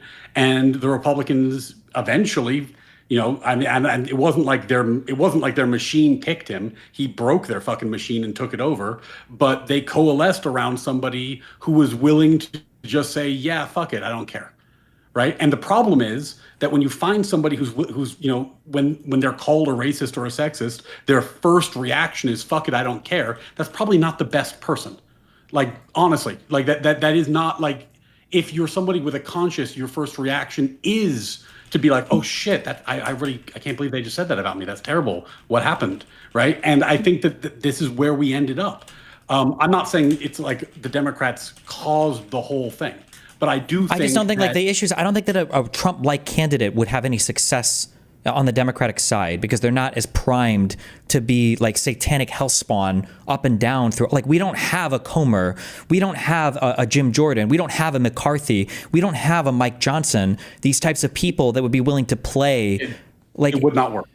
It would not work. But I think my whole issue is back to the prisoner's dilemma that I opened with. That's an unwinnable atmosphere then. You can't, if the other side is willing to engage in such unbelievably degenerate and deplorable tactics to win, it's just hopeless. You're completely fucked at that point, I think. Well, I think the way to look at this prisoner's dilemma is, and you could disagree with me on just the prescription, which is fine because this is just my intuition. This is not like data or law or something. I think that this, like, in the mud, down and dirty playing style is tremendously beneficial for the right. I think that they have a huge structural advantage in that kind of fight. And I think that the left would be better served by finding a battlefield that suits them better. That doesn't mean that they can't, make politics a full contact sport. But I think that this particular playing field ill suits them. Yeah, but the whole, like, they go low, we go high, let's fight somewhere else doesn't, like, policy clearly didn't fucking matter. If you look at, like, legislation or anything like that, like economic stats or any of that shit obviously didn't matter. Balancing the budget, the one thing that Republicans supposedly care about, apparently that doesn't matter. Like, where else can they fight if this is where the Republicans have dragged the fight to? Well, what they need is the thing that works, which is an inspirational candidate. They need somebody who makes people really believe in a vision of the future. I voted for Hillary. I did not think she was that person. I thought she was a policy wonk, and I thought she had a lot of other qualities that I appreciated, but I never thought she was that. I guess I agree with what you're saying. I think the difference is that I think that you think that we all are viewing these candidates in a some kind of like vacuum divorced from how the media presents them. What I'm saying is that you will never have that candidate on the left when the right is in control of so much of the media messaging apparatus. That inspirational figure literally can't exist because the right will be there to be in an unhinged attack dog on every single part of their existence. When you say in control of the media apparatus, you mean like alt media? You mean Fox? All of it. I mean that they set obviously the talking points are controlled from the alternative and the right-wing media, but they've also mind-fucked liberals into being afraid of going after Republicans on points because they don't want to be seen as having Trump derangement syndrome, and they want to be better liberals than the other liberals. That's why you have like Jake Tapper making books on fucking Joe Biden or whatever other retarded shit that they're doing to prove that they're actually not, totally taken in by the left and they're unbiased, fair reporters. Yeah, if I was giving my prescription to the left, for whatever that's worth, I don't think the left has to not be feisty or like not fight. What I think they need to do is they need to do it in combination with an uplifting, positive vision that's worth fighting for. I think that's when the left works. I think one of the things that happened is that the Trump is so bad talking point just had fatigue. Fatigue set in after all the time and all the investigations and all the hearings and all the court cases. And people started saying, like, God, you talk about Trump so much, but I don't feel like you're giving me the same, like, yes, we can that Obama did, or the same just like general, that's a good guy and he can get it done that Bill Clinton did. I think that was missing. And if you have that, then you can do all kinds of feisty shit and link back to that. And I think that works on the left. I don't Okay, think let's shift. rival negativity works. Sure. Okay. So let's shift. Okay. There's another thing that happens in these conversations I noticed. So everybody on the left is treated like a human being with agency. And then people on the right are treated as, I guess, like permanently cognitively deficient, like 15-year-olds that can only vote in one way. Looking on the right, so we can say all these reasons for why the left sucks or blah, blah, blah.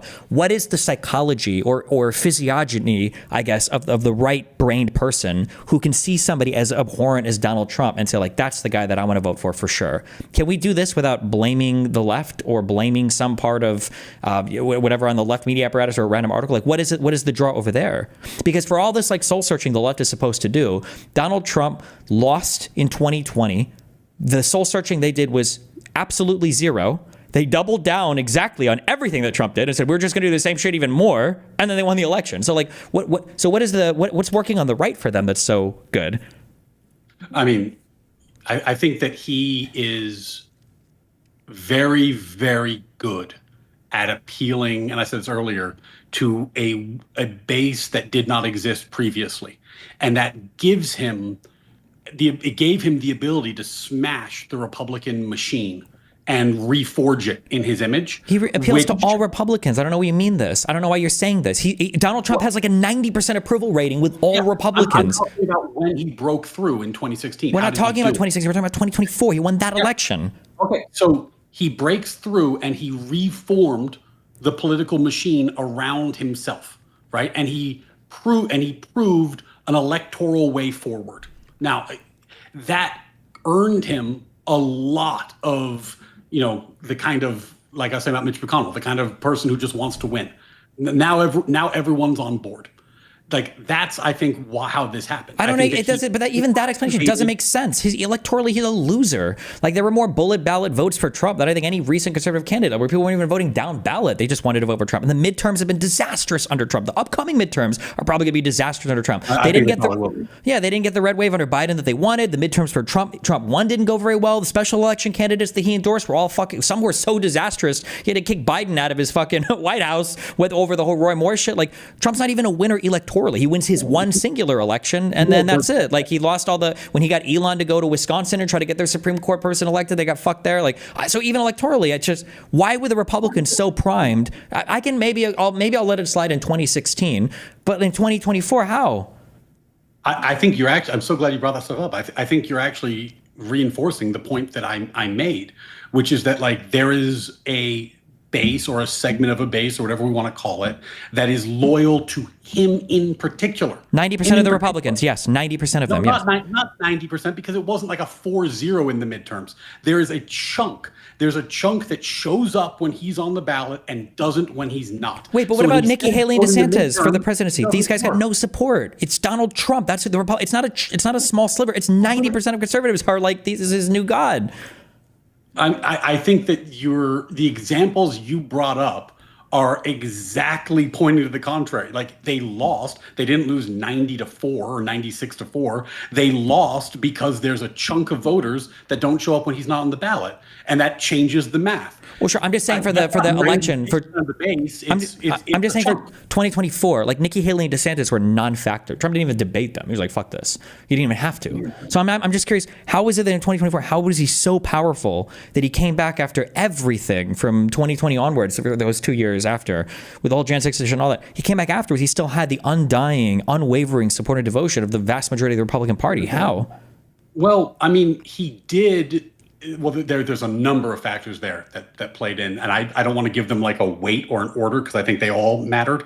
The first one was that Ron DeSantis was doing really well for a while and was trending upwards, and a lot of people were really excited about that. Like, I mean, even like, I know the last time I talked to Rob Noor, like, he was saying that was his guy, that he wasn't voting for Trump, he was voting for DeSantis. That was his guy. Like, there was a lot of that, but he was still a second place, but he was climbing. But he turned out to be really bad on the debate stage, like really not a good candidate on the debate stage, and that was crushing. Wait, against who? He didn't even get to debate Trump. No, in the primary debates, he was like he Against got Nikki crushed. Haley? Yeah, she was much better than him. Vivek was better than him. Sure, but Nikki Haley and Vivek didn't pick up any voters. It's not like they were threats to Trump. Yeah, the people switched from DeSantis to Trump. Simultaneously, you had the court cases against Trump, which gave him like a huge boost. I mean, if you look at the timeline, when he started really taking off, it was when those indictments came Why didn't the out. cases help Joe Biden, or why didn't the cases help Hillary Clinton? Because the bases are different. They're different people. I agree with you, but I'm saying the Republicans are worse people. These are bad humans. This is why I said demonic earlier. Like if that's the excuse that it's just different people, that's why this side can have like Satan and the other side has to have literally Jesus Christ. Well, it's just different people. That's what I'm saying is that's an unworkable political system. You can't. There's no future there. Well, I mean, I think that if your point is that the bases are very different, then that supports my point that the bases should use different strategies. I'm not saying the bases are different. I'm saying one base is evil and will support evil, and the other base is not supporting evil. That's not just different. That's unworkable. It's an unworkable thing. The thing about this is that level of hyperbole supports like fucking any conclusion. Like if you were talking to like the craziest goddamn tanky. I'm sorry, hold on. In what world is Donald Trump not evil? Tell me why I can't use that word to explain him. Okay, so you're gonna take the position that Trump is like ontologically evil, and therefore anything that is done to defeat him is good. I'm not saying he's ontologically evil. I'm saying his actions. He does evil actions. I don't think he was born that way. He just became a piece of shit through his life. I'm saying, how is Donald Trump not evil? How is he not an evil person? I mean, you don't think that there are people who want the policy things that he's done? There are people who think deportations are a good idea. I'm sure there are some, but I'm saying that Donald Trump himself is an evil person. Donald Trump is an evil person. He is an evil individual in a way that no other politician, even on the Republican side, seems to be, and on the Democrat side that I can find. Yeah, he seems to be an evil person. Okay, so you're saying like he lacks moral character. That's the point you're making. Or he's immoral, sure, yes. Yeah, he's an immoral person. Okay, so what? Like, because he's immoral, your prescription is the Democrats should do something. I'm saying that the thing you are describing will not work. So if you thought he was evil, you still shouldn't do the thing I'm describing if I'm right, because it won't work. So what's your point? My point is back to the beginning. If one side is willing to support evil to achieve or effect their ends, and the other side isn't, that's a fight you're always going to lose. I mean, I think that what you're doing is that you're creating a dead end, and then there's no solution. So if in your world where 50% of the country, give or take, is evil and supports an evil man, like what would be the way forward in that situation? But so Civil War 2.0, I guess, right? Or we just watch our shit get fucking bled away into nothingness. Yeah. And I really, really fucking hope you're wrong. Because if your opposed solution is Civil War 2.0, that's a goddamn bummer. So I'm going to bet on a different horse, because that seems like a shitty way forward. Yeah, but there's a difference. You have to take action for that to not be the case. I'm sure there are a lot of Jews in cars that hoped that they weren't going to death camps, but you can sit there and hope it all you want. The train is on tracks that are going in one direction. And I feel like right now the Republican conductors are sending us one way, and we're saying, well, I hope it's not as bad as it's going to be when we get off the train. That's what it feels like. Do you understand how crazy this fucking conversation sounds from my perspective? I'm not sure. Like, hold on, stop. No, wait. Hold on. I just want to be clear. You've conceded every single point on my contentions with Trump through this. I have said over and over again, if you want to argue this on any point I can, do you think that it's unfair for me to say that Donald Trump is an evil person compared to Joe Biden, Hillary Clinton, Barack Obama, that Donald Trump is evil and that the Republicans have a higher capacity for supporting evil than the Democratic side does? If you disagree with that, or you can agree with that, and you say, yeah, okay, Republicans will support evil. If you disagree, give me one category, and I will argue it out as much as you want, I promise. Any category. I think what you're doing is that you are ignoring the thing I keep saying because you would like to go down this talking chart, and that's fine.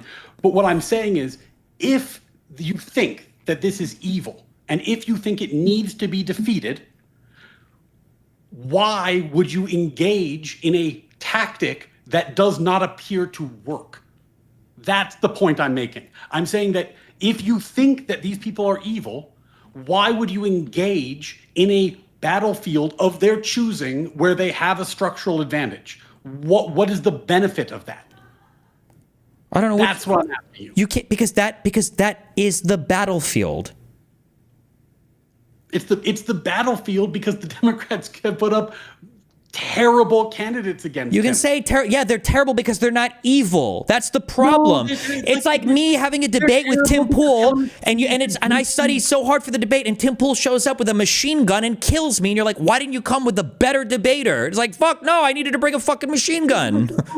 I mean, I think that Hillary Clinton and Kamala Harris were weak candidates. They were weak. There's a lot of reasons for that, and some of that is hindsight. They were weak candidates. Biden was a stronger candidate. You can say that Hillary and Kamala were weak candidates. We can run it down. You're not going to be able to find a single point that they were weak on that wasn't just directly related to conservative media messaging. Both were infinitely more qualified. Both were infinitely more intelligent. Both of them had better government records. Like that, in every single conceivable way, Kamala and Hillary destroy Donald Trump. And even being able to point to countries on a map, these guys were better. And if elections were a civics test, that would be a great point, but it's a popularity contest, and they're weak candidates. I understand that. They're not weak candidates. They were just easy to attack because qualified and incredibly smart. And I voted for her because I like those qualities. But she's incredibly unlikable, and elections are popularity contests. Unlikable? You say unlikable. You think that Hillary Clinton and Kamala were incredibly unlikable?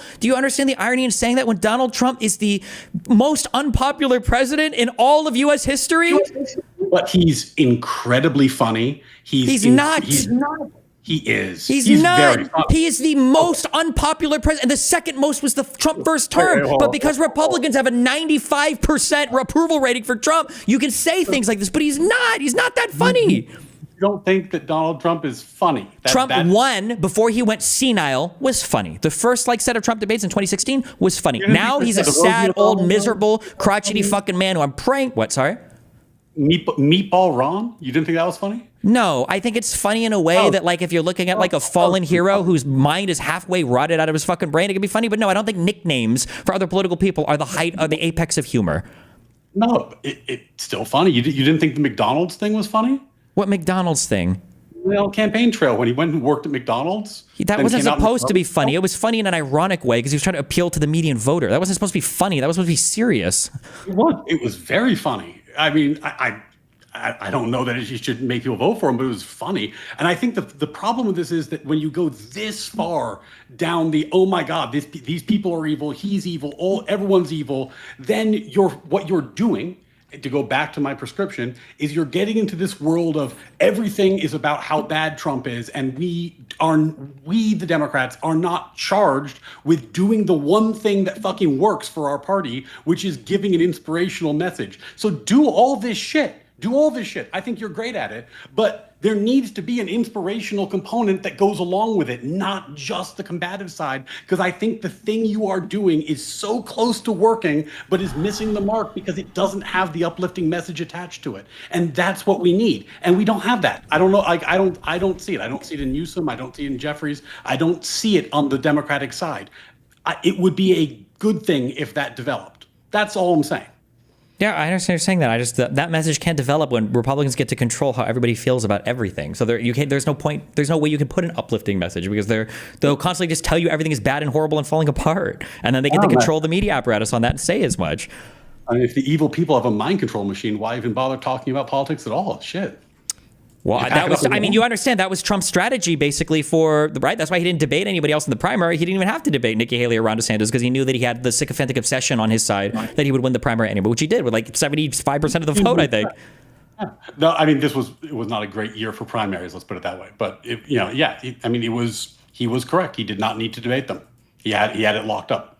Yeah, but think about what we're saying there. He had it locked up. He was going to run again against the same guy that beat him last time with more votes in all of U.S. history, and he won without even debating one of the most successful and prominent Republican governors in the country.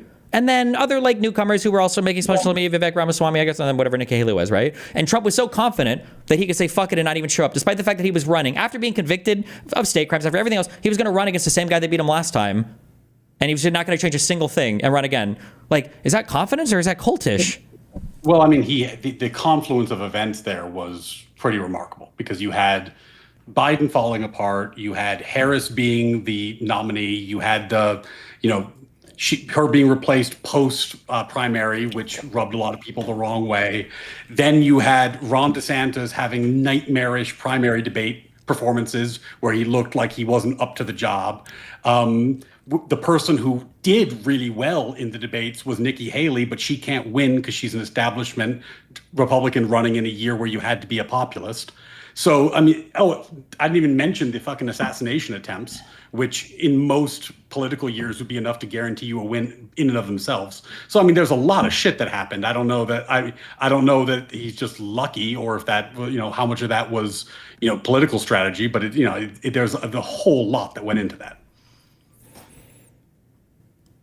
I just don't think that the current media environment is not conducive to anything you're saying. I think that Hillary Clinton, maybe not Hillary, maybe though, I think Hillary Clinton could have won in 2008 and in 2012. I don't think Barack Obama running as a first-time candidate, he would not win in 2024. Absolutely not. Because in 2016, Donald Trump's entry point into politics was that Barack Obama was born in Kenya. And I think in 2024, I think that would have carried much further. He didn't have the same sycophantic cultish hold over him, but I think that in 2024, I don't think a candidate like Barack Obama would even have Barack Hussein Obama would even have a chance of appearing on the political field. I think it would be so quickly and immediately buried by the Republican media apparatus. No, it would have had to have been a populist version of the same political talent, but a populist, not an internationalist, which is unfortunately that was just kind of like a populist year. That seemed to be what was moving the needle for people, which I think is in some ways the heart of the, what does the left do about the socialist, tanky, populist wing on the left, side of the spectrum debate, because, that was votes that were needed in 2024. Like that seemed to be what was animating people. Well, I mean, everybody got less votes. I don't think they needed that. I think that they just lost the center left more than anything else because everybody lost votes there. But I think inflation, everything hurt. But I don't know. I think center left matters. I mean, that I was amongst those votes they lost, so that certainly mattered to me. But we talked endlessly about that in our first conversations. How could you? The socialist wing of the party is like nobody in the government. Wait, it was kids at college what lost you the vote? No. I was saying there's two separate issues, and maybe I misspoke or conflated them. One issue is how do you activate the left wing of the party in a way that's productive, which is a tough thing to do because the left wing of the party is totally useless. The second point, which is unrelated, is that I'm a center left voter and they lost my vote. So I was saying that I tend to agree with your prescription about the center being lost because that's my vote. I don't know I don't have numbers to support that, but I feel it emotionally because that's where I was. Sure, but I'm saying the center left is lost because of the right wing media apparatus, right? I wouldn't consider you. I wouldn't consider you a center left voter at all. You're like a mega apologist is what I would consider you for voting. Because there's no world where if you take a totality of center left beliefs and I ask you between Trump or Kamala, I wouldn't be able to finish the sentence. Where you're like, obviously, I vote for basically almost anybody over Trump. And if that's like if you even pause to think there, you're not center left in any world. There's no way that you're a center left. You're a center right at best, right? If not,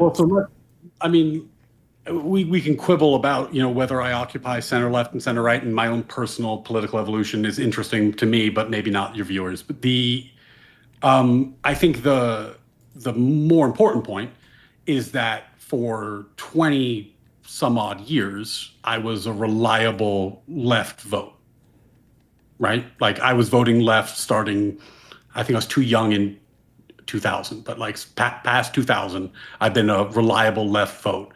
And whether you agree or disagree with the things that bothered me about the Harris candidacy and the Biden administration, those were things that were sufficient to me to not want to vote for them, even though I thought Trump was disqualified. Like in my mind, he should not have been president.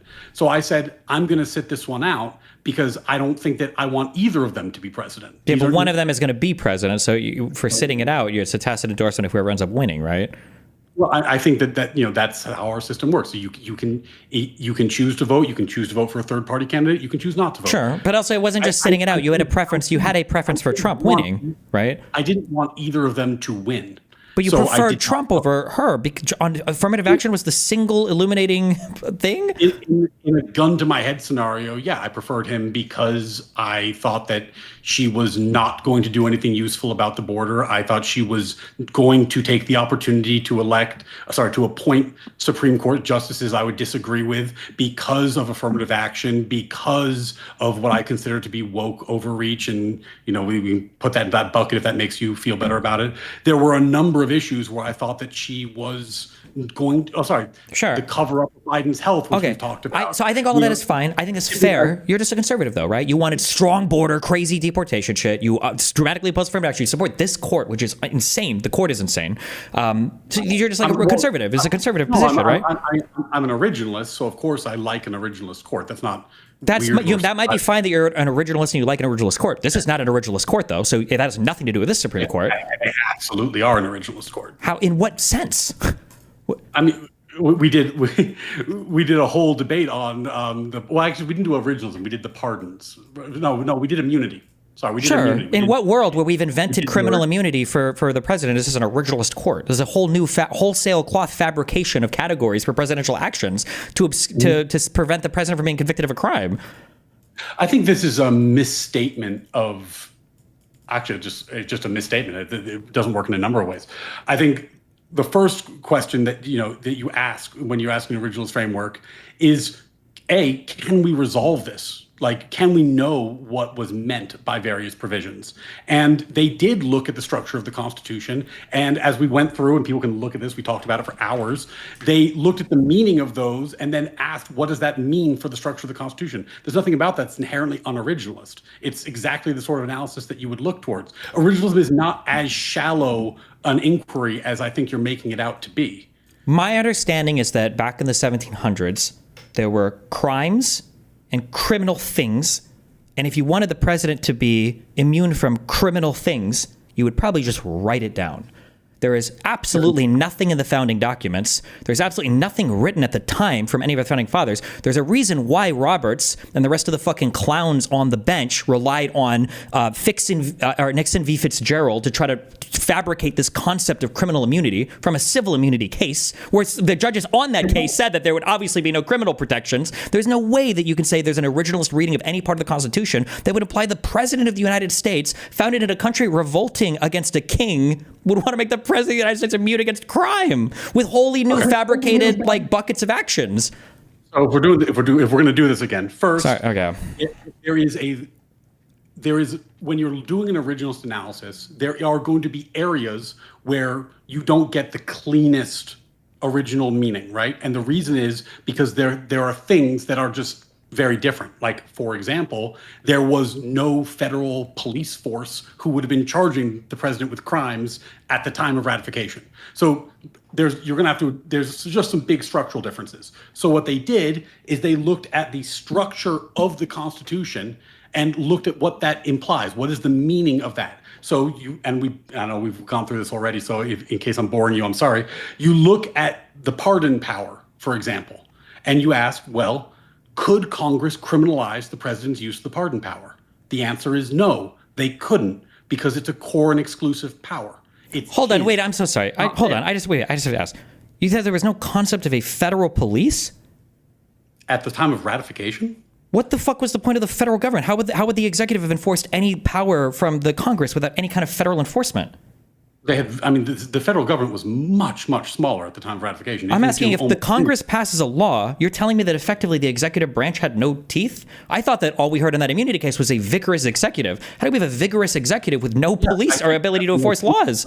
The FBI didn't exist, right? I didn't say the FBI is not the only thing, right? Yeah, I've not done a survey of every agency or actor in the federal system at that time. I am unaware, and if anyone in chat knows and could point me to something that'd be helpful, but I am unaware of any like equivalency of the FBI or like the modern DOJ in that era. I think that at that point, the president's powers domestically were much, much smaller than they are today. They were like it would be the barest fraction of what they are today. Yeah, but how would the feds have enforced literally anything if they had no?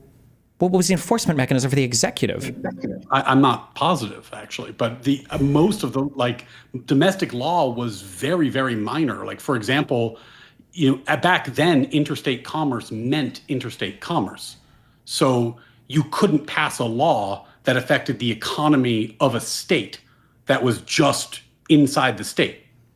So like they could say if there's a federal law that says, okay, you can't require a passport or documents to travel between states, but they couldn't, for example, pass a law that says, you can't grow this much corn. Like it had to, it was like the federal government had very limited domestic powers at the time of ratification. It was only later when the Commerce Clause got extended that the federal government started to have the power to really control most state policy. Okay, even if I grant that the U.S. Marshals were founded in 1789, okay, obviously there's going to be some form of federal enforcement but even ignoring, no, I wouldn't ignore that. Even if you want to say this, in what part does that imply? What were Marshals doing in 1789? I'm forcing something federally, I guess. Okay, we can look it up later.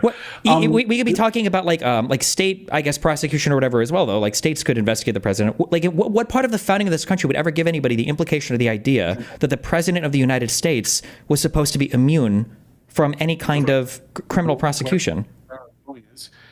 The Constitution does not give Congress the power to criminalize the president's use of the pardon. You would agree with that? It's a core and exclusive power of the president, right? Like Congress could not pass a law that says the president cannot issue a pardon. I would agree with that. Yes. Yes. And Congress could not pass a law that says if the president does issue a pardon, we can prosecute him. If that was simply the text, yes, but yeah, and in fact, and this is the point that the court was making when they ruled on immunity, Congress can't pass a law that implicates the pardon power because the pardon power is outside their jurisdiction. For example, they can't pass a law that says there is no federal business done on Wednesdays, and if federal business is done on Wednesdays, we can charge you with the crime. And if the president does a pardon on Wednesdays, they can't charge him with the crime because his pardon power is outside of their jurisdiction. They have limited authority, and that is not within their authority. That's fine that it's not within their authority, but there are plenty of things that can be outside of the authority that can still implicate you in other crimes. For instance, I can say, I hate you and I wish I could kill you, and that wouldn't be a crime. But if I said that, and then I made a plan with a person to do it, and then I went to a store and I buy something, and I start driving to your house, I can be implicated in a conspiracy to murder. Now, it's not a crime for me to go to a store and buy a chainsaw. It's not a crime for me to talk about wanting to kill you. But if I start doing these things in conjunction with other things, I can be charged with a criminal conspiracy to commit a crime.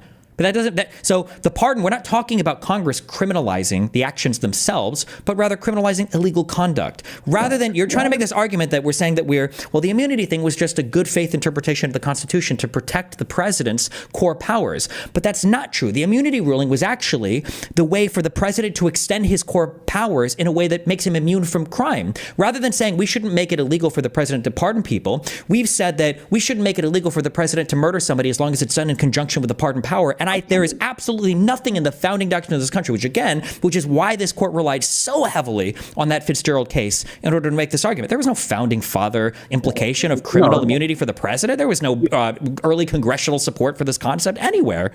The key case I'm relying on is not Nixon, it's Youngstown Steel. But and Youngstown Steel was the case that announced this analysis, which is that when you're asking whether the president has authority to do something, you ask whether he's doing something that's within his core and exclusive powers, whether he's doing something that is concurrent with Congress, and if it's concurrent with Congress, whether he has their approval or disapproval. So Youngstown was still related to civil stuff, though. None of this implied at any point implied criminal immunity ever. Nobody has this in the whole of the United States, like foreign ambassadors. The framework that the court applied.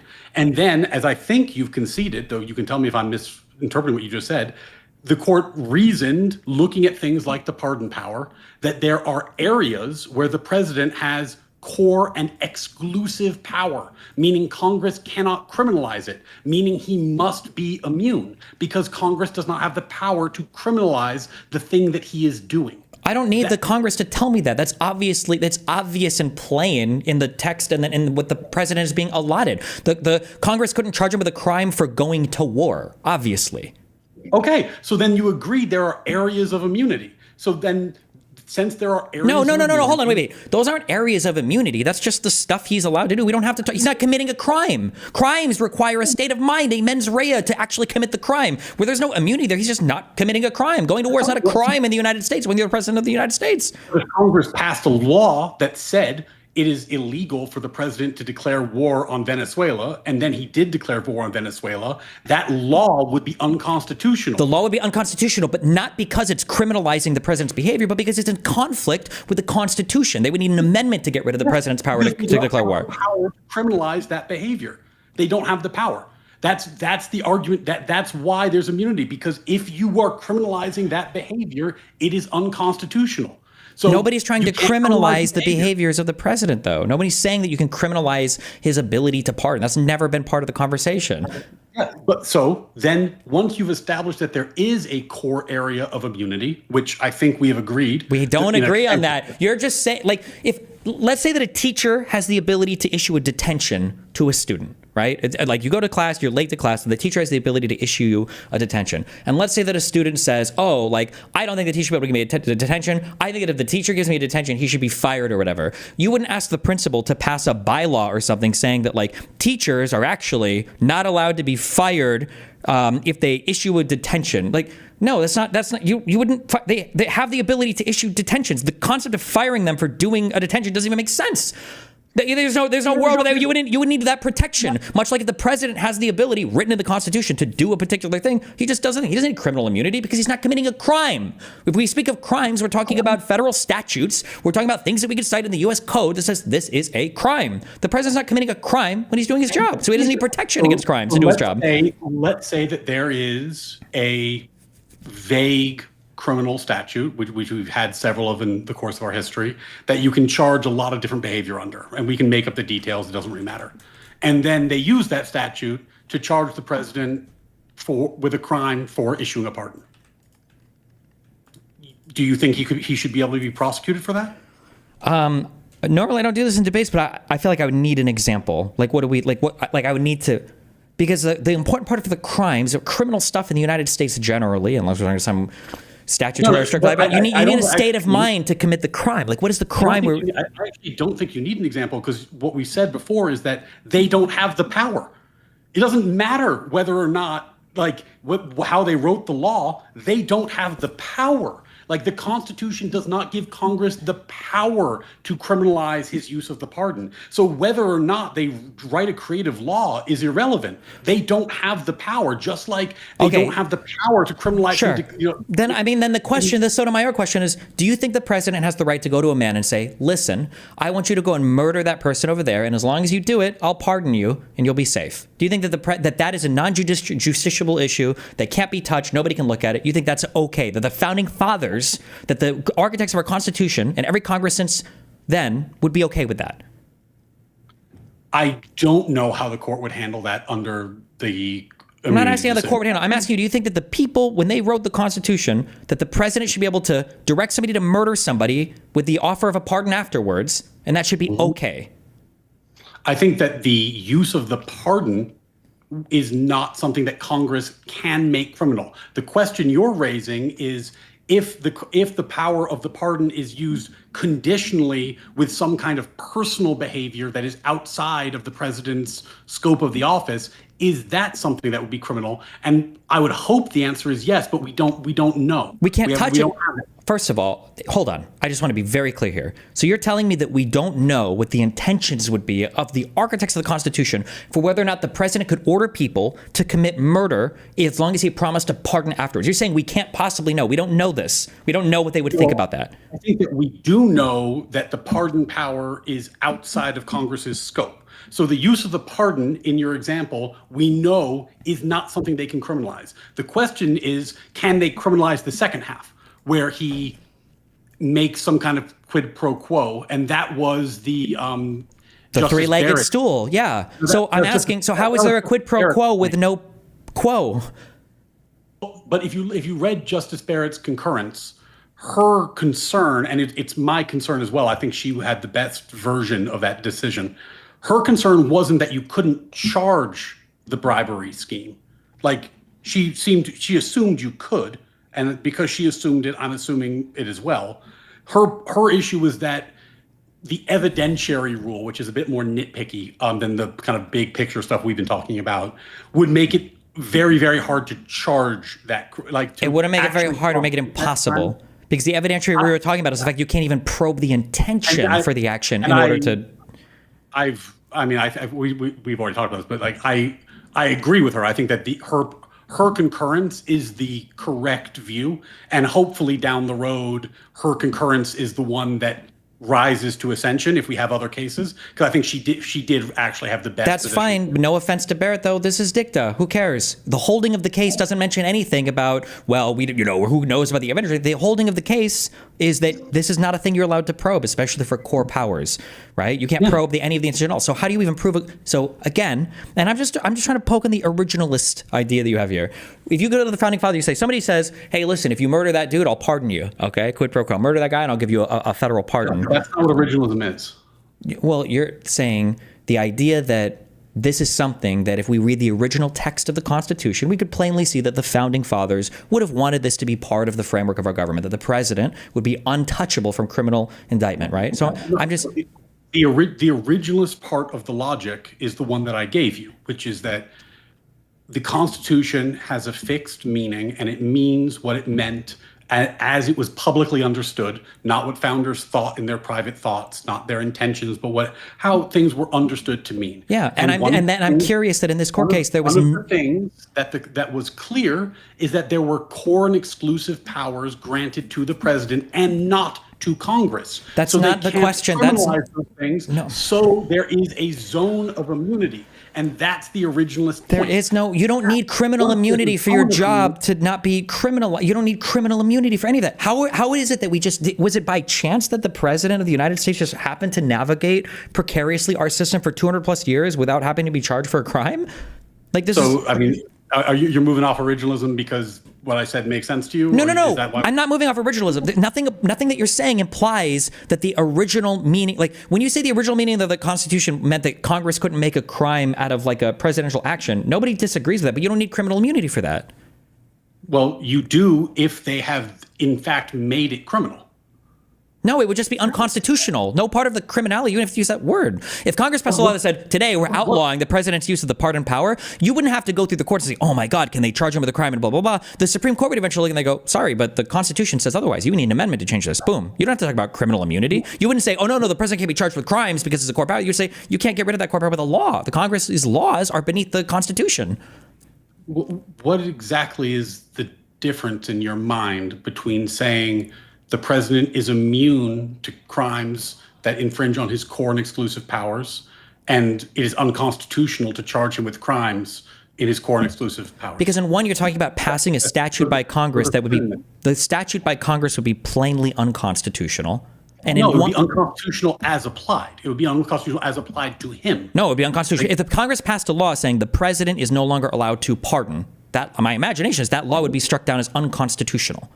That one would be, but if the law said no federal business will be conducted on Wednesdays, and he did a pardon on Wednesday, that law is not unconstitutional in general. It's unconstitutional as applied to him in the context of his pardon power.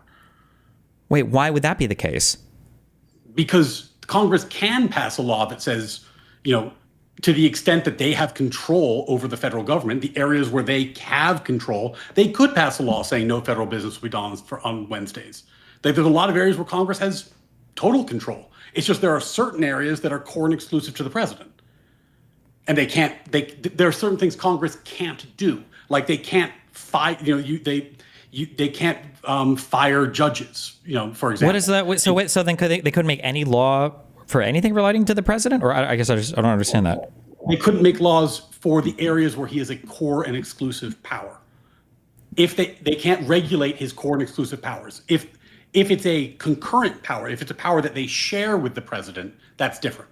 And most powers overlap, but there are certain powers that don't. And I'm aware that it's in the core and the official acts. I guess I just don't know why you would have to give him criminal immunity to strike down these laws. And this is what I'm saying, like the difference between saying the criminal law is unconstitutional as applied to you because it's controlling your core and exclusive power unconstitutionally, and you are immune from that prosecution for the exact same reason. The immunity is basically the same thing. It's just making clear what your point was. That I don't think the reason why I don't think it's necessarily the same thing is because the laws that Donald Trump was being charged for violating weren't like laws trying to necessarily limit his presidential power, but obviously they were in conjunction with his presidential powers because he was the president when he was committing the crimes. Well, they implicated his core and exclusive powers as applied. That's what I was saying about an as applied challenge. Like they're not unconstitutional in general. There's a lot of laws that are constitutional in general, but are unconstitutional in specific circumstances. Why did Ford pardon Nixon? Because he was a wise man. But Nixon could have never been charged with any crimes. Is that the assumption that we... Like, do you think that any president prior to Trump thought that they could never be charged with a crime? Are you asking the judicial realism point? Like, I don't No, I'm just know like this. Like, I think and I know that the United States, no president in the history of the U.S. thought that they were above being criminally charged for committing crimes while president. I don't think that's been a thing since Trump. And now there are people, centrists or center-left voters, I guess, like yourself, whatever that means, who are defending this concept that actually the president can be immune from being convicted of a lot of crimes. And that's never, ever been the understanding in the United States of America. And I don't think anybody, the founding fathers, no original script, nothing. Yeah. The question was never squarely asked. And this is the thing about some of these, like, sui generis, first time, big ticket constitutional questions. It's like, once you ask the question, you have to live with the answer. Well, I think the question was squarely asked. I would argue Nixon squarely dealt with this because there was a whole investigation and a criminal investigation that implicated him. Why would they even waste their time if nobody was thinking of presumptive immunity or challenging it on those grounds? It never got to the court. Like, he was pardoned. It never got that far. Sure, but I mean, like, why would you even bother investigating if you didn't think it could go anywhere? And nobody had this, like, nobody in the government, nobody in the courts, nobody was putting up this argument. Nobody had the assumption that, the president, like, you can't even be charged with a crime. Like, who cares, right? Yeah, clearly they didn't. But that's what happens when you take something to the Supreme Court. You learn, they tell you what the law is. That's their function. Right, that like they just didn't get that far. Obviously, they thought they could investigate him. So obviously, someone in the federal government thought you could charge him. I would agree with you. They were just turns out wrong. Okay, so then I guess the answer to my original question then, or not the original, but the answer to one of my questions. So if the president says to somebody, "You can go murder that dude, and then I'll pardon you if you do it," you think that would be a thing that originally, as the original Constitution was written, that would be a protected action? Then they would have wanted that to have been a protected action. If you could resurrect all of the original framers. If we're looking at, like, this, going back to what we were saying about Justice Barrett and why her concurrence, and really, if people are interested in this topic, I encourage you to read her concurrence because her version of this would work so much better. But in any event, her assumption was that in a bribery case that implicated the president's immunity, he could nonetheless be charged for the stuff that was outside of his role as the president, which I would say go murder that guy probably is. That sounds like it'd be outside his role. The problem then is that whether you could actually introduce evidence of the quid pro quo, which I think we talked about briefly earlier. And I think that there was a part of the immunity decision that was too sweeping, in my opinion, where the court said basically I haven't read it in a while, but basically any evidence that goes towards the things that are immune cannot be introduced, which would make it very hard to introduce, for example, like, how do you get evidence of the conversations around the pardon? Like, to what extent is that all excluded now? That's quite that would be quite challenging. Not impossible, but quite challenging to work with. So in that respect, I think we agree. I'm just trying to figure out, like, do you think that the original framers would have thought that the president couldn't be convicted of crimes, that he would have this type of immunity? I don't think that's not the originalist inquiry. It's not what they thought. It's what the provisions they enacted meant. They enacted the provisions that gave him these core and exclusive powers. No. When we say what they thought, when you talk about originalist, you're talking about what did they think when they implemented these? What was the original understanding of these things at the time? But so one of the miscommunications about originalism, and in fairness, there are different schools of thought and there are different originalists. But if you're talking about like Scalia, Barrett, like the mainline originalism, the question is not what did the founders intend. The question. No, I understand that. I'm not saying what they intent. I'm saying that, like, what was the understanding of the text at the time? When I say, yeah. What was the publicly understood meaning of the text? Yes. And I would say that the publicly understood meaning of the text was that Congress did not have control or ability or power over these areas, which meant that they were for the president and the president alone. Hence, he could not possibly have been criminally charged for these things. Though at that time, I think the idea of criminally charging a president was like unthinkable anyway. But that's neither here nor there. That's getting to like the mind reading exercise that I think is inappropriate. I feel like it's been a while since I've read it, but I'm pretty sure Amy Barrett's concurrence, in part, I would argue. I'd have to go back and reread, but I'm pretty sure it was a dissent in part, but she had to join for whatever fucking reason. Because for her concurrence, I think the big part that she concurs on is what I'll concur on, but I don't think you need a ruling for this. It's just that, like, obviously you can't make it illegal for the president to do what he does. But I guess that we're looping, because I'm just saying you don't need a law. You don't have to protect the president's core powers because he can be charged with a crime. She agreed that there's immunity. And she agreed that immunity should follow. What she would have done, which I think is a better version, is actually she would have structured it the kind of more similar to the way you explained it here, which I think is the more intuitive way of doing it.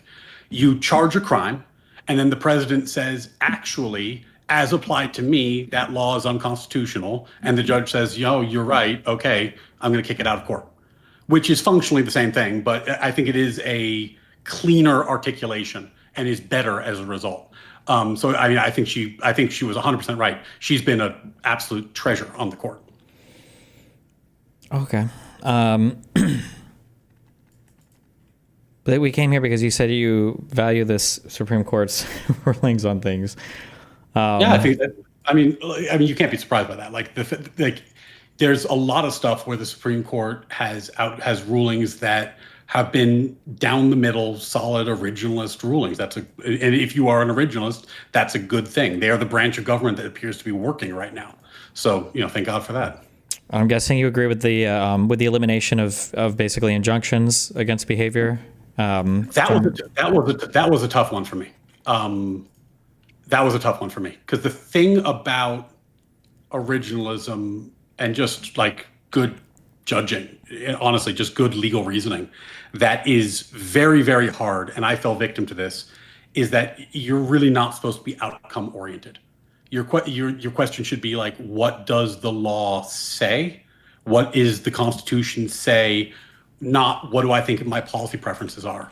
And I was talking to Pisco about this because before it happened, and I was saying like, God, I kind of hope they find a way to keep them. They cause a lot of problems, but it seems like it's useful.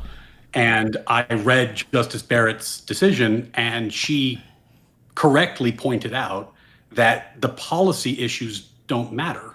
Like, the court isn't there to decide policy. The court is there to decide, was the judiciary given this power? I'm just curious, does it bother you when you say, so I agree with you actually fully there, that the Supreme Court shouldn't be trying to, like, the Supreme Court should not be utilitarian, right, in its rulings, right? Does it bother you that for the big, it feels like a really big argument they leaned on for striking the Section 3 of the 14th Amendment, a really big argument they leaned on is that it would create a patchwork of enforcement amongst the states for whether or not to include a president on the ballot. Did it bother you that was a significant part of their reasoning for the 14th Amendment? Because I would argue that was almost entirely utilitarian outcome determinative in its approach. I mean, did you disagree with them? You thought that they should have let that happen? Well, it's not a matter that I disagree. It's how was the amendment written? It seemed like if you had engaged in some behavior that you weren't allowed to run for office again if you'd already been an office holder. That was a pretty plain and unambiguous reading of the text, I think.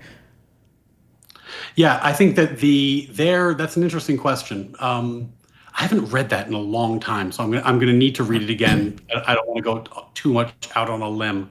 I mean, what's interesting about that one is that the utilitarian stuff does kind of bleed into the meaning in a sense, because like the idea that each state could veto the president essentially is so unthinkably catastrophic to the constitutional order. It's difficult for me to imagine that anyone understood that provision to mean that. But I really would need to look at that again. I haven't read that in months. So I don't want to speculate, because that I might just be putting words in their mouth. But I mean, isn't the time, manner, and place thing like pretty clear in the Constitution for allowing elections to be ran in states for how they choose to do so? Or Yeah, but but the question there was whether you could strike someone from the ballot for a civil determination that they had committed an well, not uncharged crime. civil determination. It didn't say anything about crime, just if they had engaged in a thing. I do agree that it sucks they didn't put the process down, but if we're looking at just the plain reading of the text, and I mean, Well, but that was the thing that, like, as I recall from that decision, again, I'm doing this from memory, so if I get this wrong, forgive me. But the big debate amongst the concurrences was, or dissenters, I can't quite recall. Yeah, no, it was concurrences because it was a 9-0. Sorry, it was a 9-0. Was, did they go too far by saying that it has to be a congressionally described crime? It couldn't be a state described crime, right? Like, it couldn't be that, like, Colorado passes a law that says insurrection is this, and then uses that law to make a determination that Trump is an insurrectionist and then bans him from the ballot. It has to actually be Congress who creates a law that then could trigger this provision. And I think that's what the concurrences were upset about. So there was kind of a lively debate, let's say, amongst the justices about, like, who has this power. are you going to then be? Can I get you on record right now? A plain reading of the 22nd Amendment then I think would survive, or it would be defeated by the Supreme Court's reading then saying that, like, no person shall be elected or whatever. If Trump runs for a third term and some states decide to remove him from the ballot because they think that the 22nd Amendment precludes him from doing so, and then the Supreme Court comes back with the exact same rationale saying this amendment does not give, in plain reading, the power to the states to strike somebody from the ballot, and this is a federal issue, so if he wants to be impeached or something afterwards, that's for the federal government to decide. Yeah, no, that provision's totally clear. Like if someone who was 34 years old ran for president, states should remove him from the ballot. Similarly, someone who's like not. Wait, what if there's a disagreement between two states on age? Well, I mean, there's no real dispute as to what the 35 means, right? Like, well, what if somebody has a birth certificate and there's like a question? So, like what Donald Trump tried to do with Obama's birth certificate. Yeah, I would imagine that would go to the Supreme Court and it would be litigated, and then they'd say this is what the fact is of the matter is, if that was a legitimate dispute. That would have been a really interesting thing for the Supreme Court to do with the insurrection thing, but they didn't do that. They only ruled on the amendment itself. They didn't actually make a factual determination there. I thought, wait, what you just said, I don't think the Supreme Court does do, unless they have, like, they would require what, original jurisdiction to the question as the first, like, matter, because the Supreme Court isn't usually a court of factual review, right? They just do law, right? Yeah, but in that circumstance, like in the circumstance you're describing, there would be dueling factual determinations made by state or lower courts, right? So there'd be an evidentiary record that this guy's 34. There's an evidentiary record that he's 35, right? The whole record gets passed up on appeal, and what they're not going to take new evidence necessarily, though that's such an extraordinary circumstance that I actually don't know if they have the powers to do that in extraordinary circumstances. Yeah, but what you just said was the exact same thing for the immunity ruling. Colorado passed up from their record that they believed it engaged in an insurrection, and that was challenged on whether they could even say that or do that. And the court, of course, this wonderful court that is too scared to take on major questions, decided, oh, well, we're not going to decide that. We're just going to say you guys don't have the power to make that decision for yourself. And I feel like that the same thing could come up with the 22nd Amendment stuff because of the way that the amendment is worded. I mean, obviously this is a tricky bit. And this is, by the way, one of the, Just to be I clear, think- just to be clear, real quick, I don't think any of this is tricky at all. I think it's plainly obvious. I think that you've got yourself in a bind because you're trying so hard to defend the insane positions that this court has taken on issues that now it's like a really difficult and tricky thing to do because you're not being an originalist at all. But I feel like in some sense, to be an originalist should make this really easy to answer. But like you become very outcome determinative when it comes to the Section 3 of the 14th Amendment. But for like the core powers thing, well, now we're like very deontological in our approach. I think that's the confusion right now.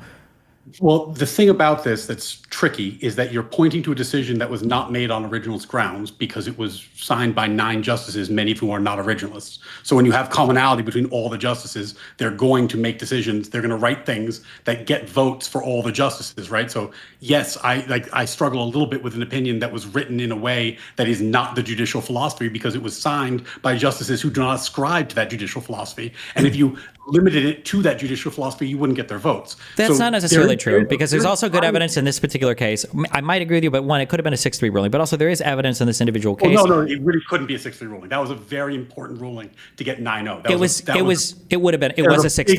It was a 6-3 ruling. When the original PDF was published, people saw that the 3 people had been written for dissent in part, but I think that before they published the opinion, I think they were like, fuck, we should probably be together on this. Roberts did not change the writing on the majority holding here. They just all decided to come together. How on earth do you know that? It was massively talked about at the time that when the PDF was uploaded, that originally it looked like it was a 6-3 ruling, that there were 3, whatever people had been written separately, but when it was released, it came out as a 9-0, but it was either in the PDF title or the metadata, but you can look for like 6-3. That could be explained in a whole number of ways, such as we circulated a draft, it only got 6 votes, and then we changed the draft, now it has 9 votes, and then some clerk fucking uploaded the wrong thing. Like, that's not extraordinarily complicated to come out with a different interpretation of that. Sure, it's possible that could have happened, and it only ever happened with this PDF that was published, and no other Supreme Court ruling has had that happen before. That is possible, but I think it was more likely that I think, I don't think it was Sotomayor, I think it was Amy herself even said in that ruling that it's important that our writings on this turn down the temperature of the country as opposed to turning up the temperature of the country. So I think they saw themselves as needing to be aligned on this one because of how charged the issue was. To get 9-0. It was super important to get 9-0. But we are speculating. Like, Sure. I don't know if the 6-3 version is different than the 9-0 version. I would assume it does because that's why that's how the sausage is made at the Supreme Court level, to be honest with you. That's how you get votes. And if you don't change the text, I don't know why they would change their position, but it's possible that they just thought this one was worth it. It would be strange given how scorched earth the dissents have been recently. But maybe that one they didn't. Well, feel like the reason why I think they've been scorched earth was the mistaken assumption that if people play fair and play by the rules, that the country will return to normalcy. But the reality is, and it's actually in a way it's a microcosm or a macrocosm of our conversation here. I don't think there's any benefit to like not going scorched earth and to try to come back in the center because the Republicans will just rape the entire country over and over and over and over again as long as they feel like they have the opportunity to do so. Because I think they're supporting evil right now, so they see no virtue in any kind of compromise, and that's just where we're at. And yeah, I don't think we've gotten anything for any compromise so far. I think we just have lost over and over and over again on it. So yeah, that's the difficult argument to not go, I guess, at least that hard in the next direction for when the next Democrat becomes president again. Like the rules you're setting are that you're just saying it's okay to do that. To avoid circling, because Sure, yeah, we don't have to circle over. Yeah, we've been talking about. I will say though that one of the big misconceptions about originalism is that anybody who's a serious, and the reason this misconception exists is because people who don't know very much about originalism talk about it a lot. Originalism is not perfect. If you look at like Justice Scalia's speeches or writings about originalism, he would concede that there are cases where you just can't do originalism. It doesn't work. For example, you might just not have the historical record you need to conduct the inquiry, or there might be some other factors that make it impossible to do originalism. And in those cases, he admitted that he would then use other tools, because it's not that originalism is like this panacea or is a perfect judicial philosophy. It's just the only one that in any way, even in principle, constrains justices to the meaning of the Constitution, to the meaning of the text, and doesn't make it just a policy preference on the justice's side. Well, so this would be the question. You might think it doesn't work, but the alternative doesn't even pretend to avoid that. That is what living constitutional at heart is. That's fine. So is the just question would be, the strong argument on your end would be, because you're saying, well, I don't like, maybe there's a lot of confusion around originalism. I think the confusion stems from the fact that it doesn't seem to be applied in a consistent manner, but it's only applied for policy preference, and then it's applied under the guise of not being a policy preference. And I think if there were more writings from justices saying, man, I really hate this thing, but the plain text reading the Constitution just kind of, and the original interpretation times seems like it was this, then maybe there would be a difference of opinion there. But like, has there been a ruling where Kavanaugh or Thomas or Alito, where Roberts has written, you know, like however painful this might be, like, and it seems to go against their political inclinations, but the originalist reading kind of favors, you know, the more liberal side? Or is it just so that the originalist reading is pulled out every single time that just so happens to favor the conservative policy preferences of the 6-3 court? So, I mean, the famous example of that is, I just had to pull it up because I couldn't remember, it's Texas v. Johnson, which is not current. It's a 1989 case, but that's the... well, no, I'm saying of the current court. Well, I'm answering this way because this is like, it's a Scalia case and he's the godfather of originalism. And in that case, he was the deciding vote that you were allowed to burn your own American flag, and has gone on record extensively saying that was he the czar of the universe, he would have done otherwise. Like, he thinks that it is a terrible thing to do. It is bad and immoral and evil, but the Constitution demands it.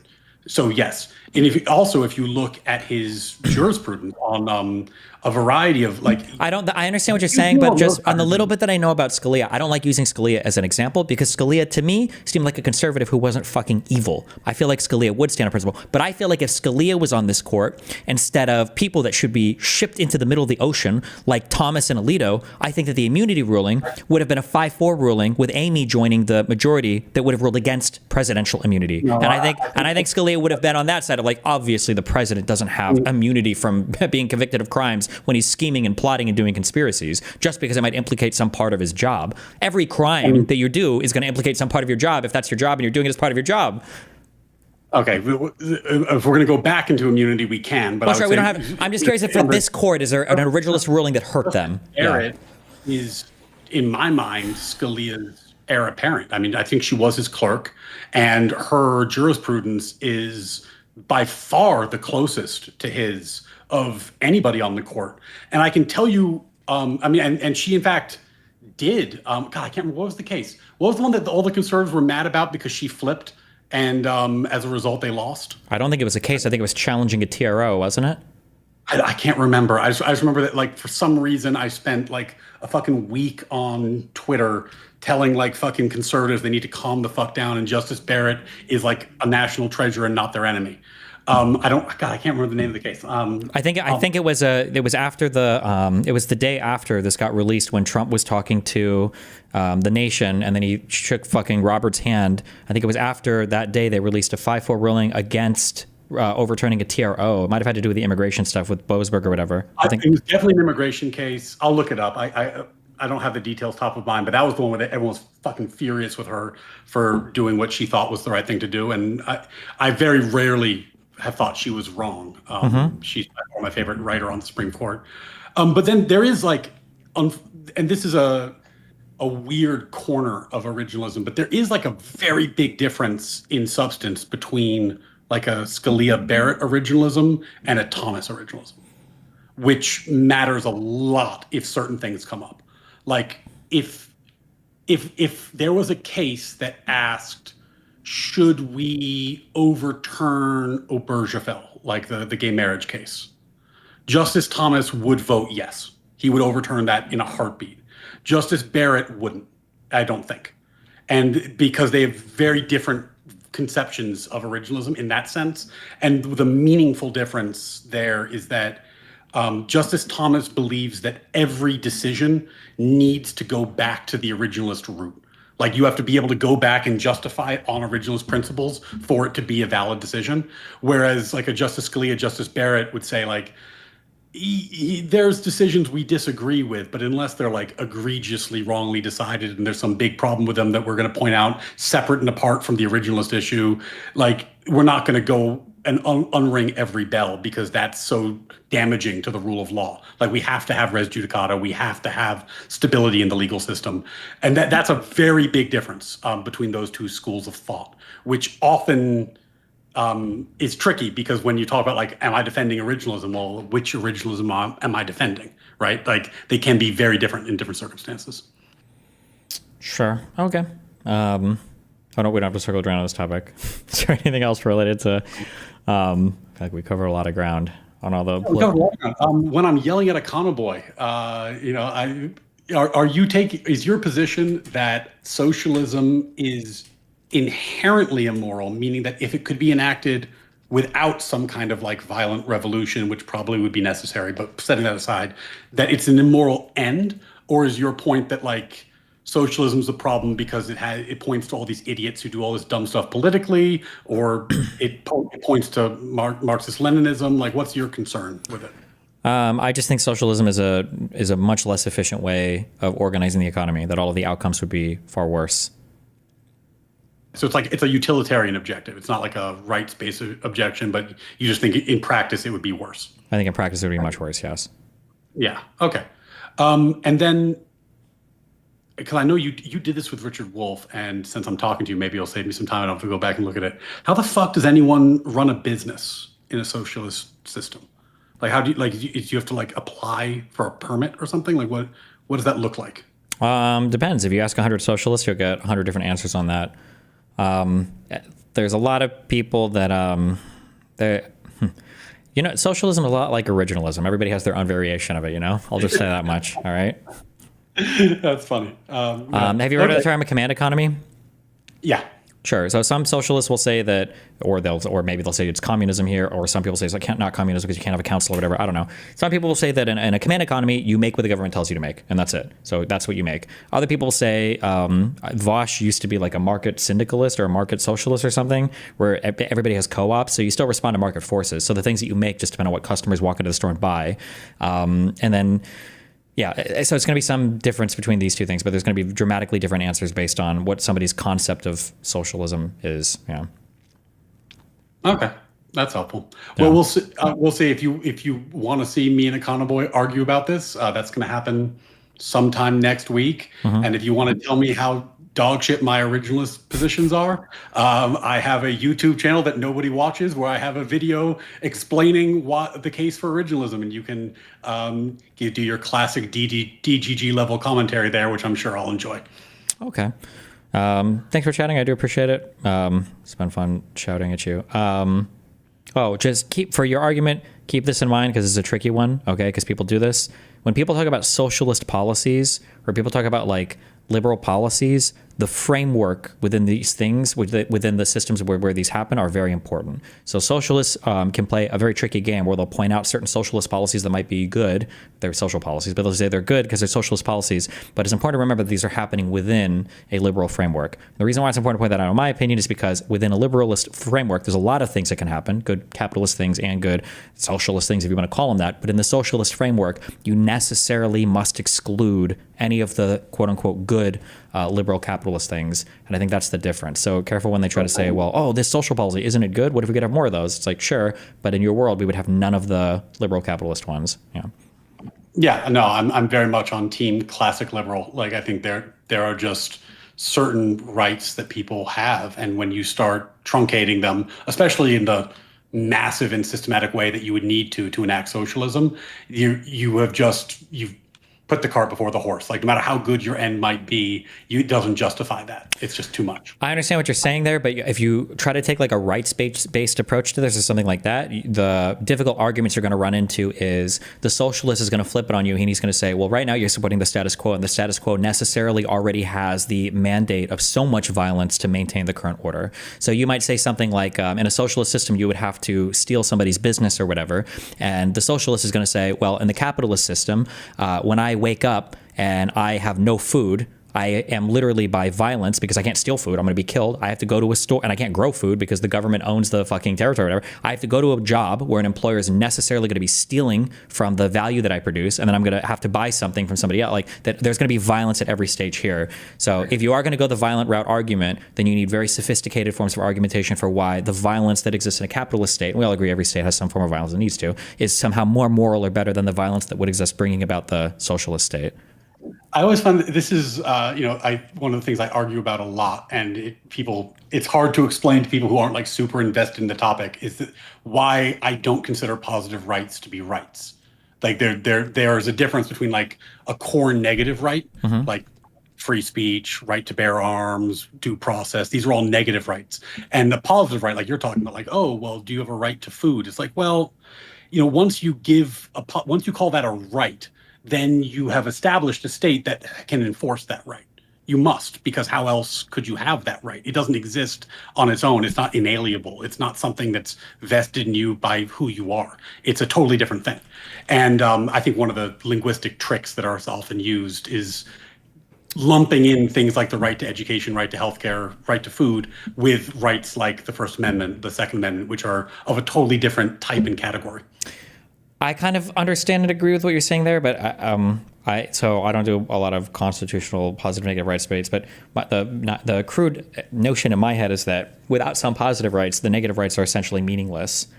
So, for instance, like for the is it Sixth or Fourth Amendment that says no unreasonable search and seizure? Is that Fourth Amendment?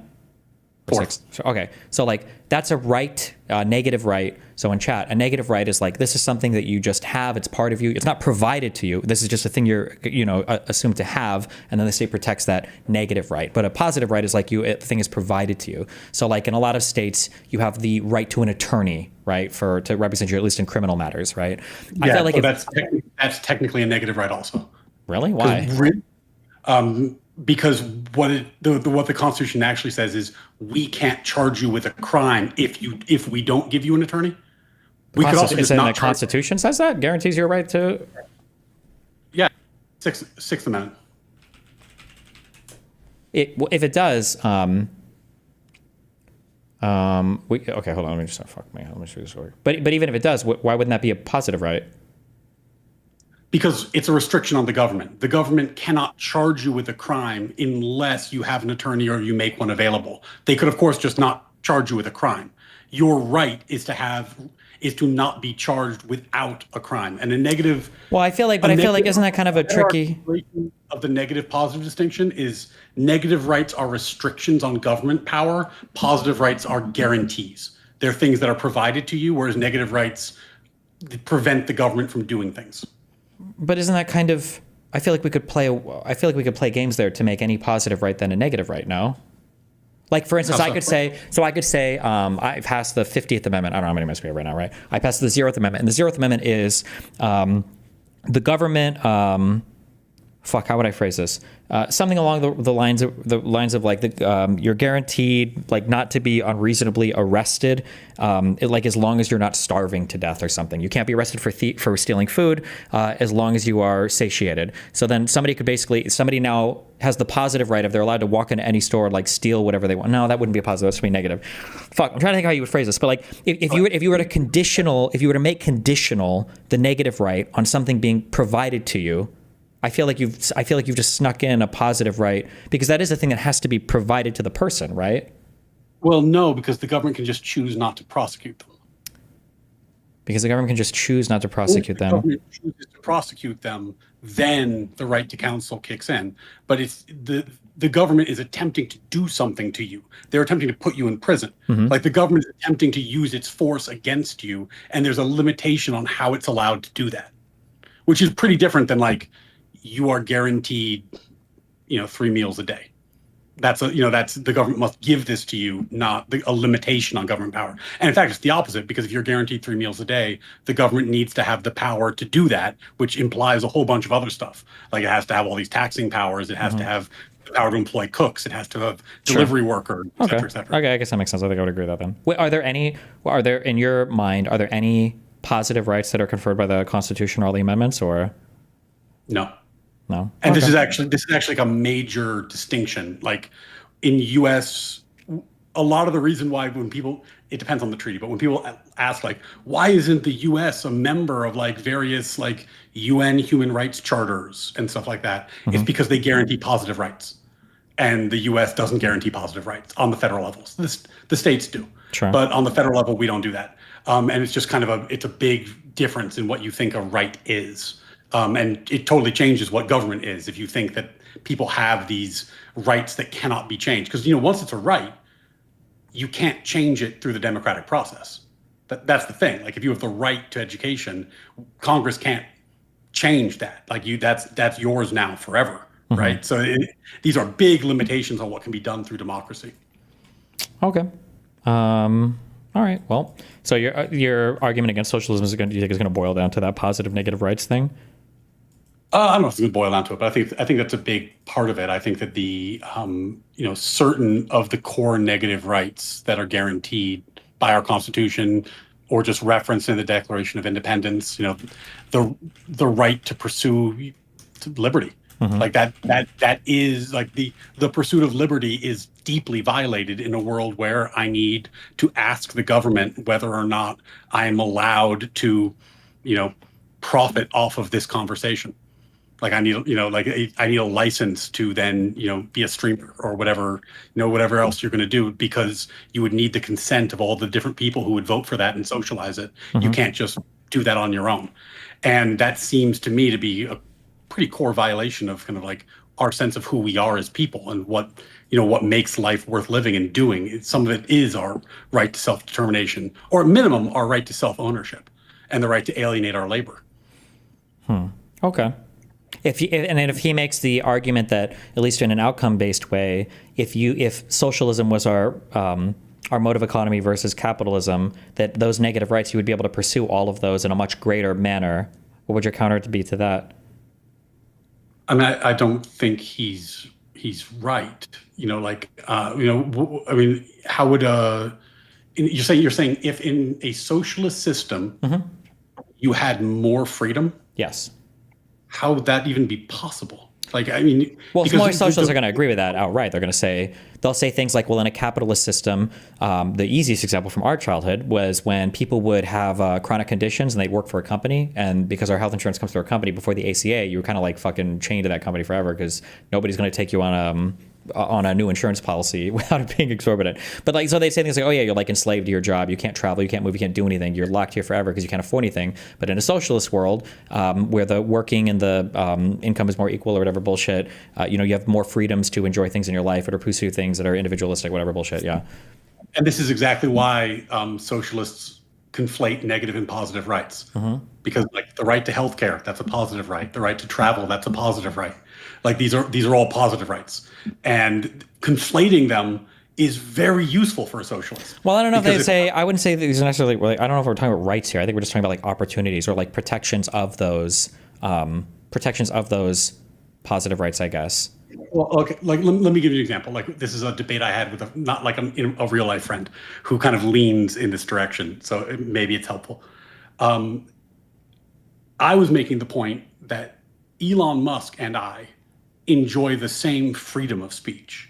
And he's like, well, that's crazy because Elon Musk has much bigger reach than you. He has so much money. He has orders of magnitude. I mean, many, many orders of magnitude more reach than you, and has a totally different capacity to broadcast his views than you. You do not have the same freedom of speech. It's like, no, the freedom is the same. His capacity is different.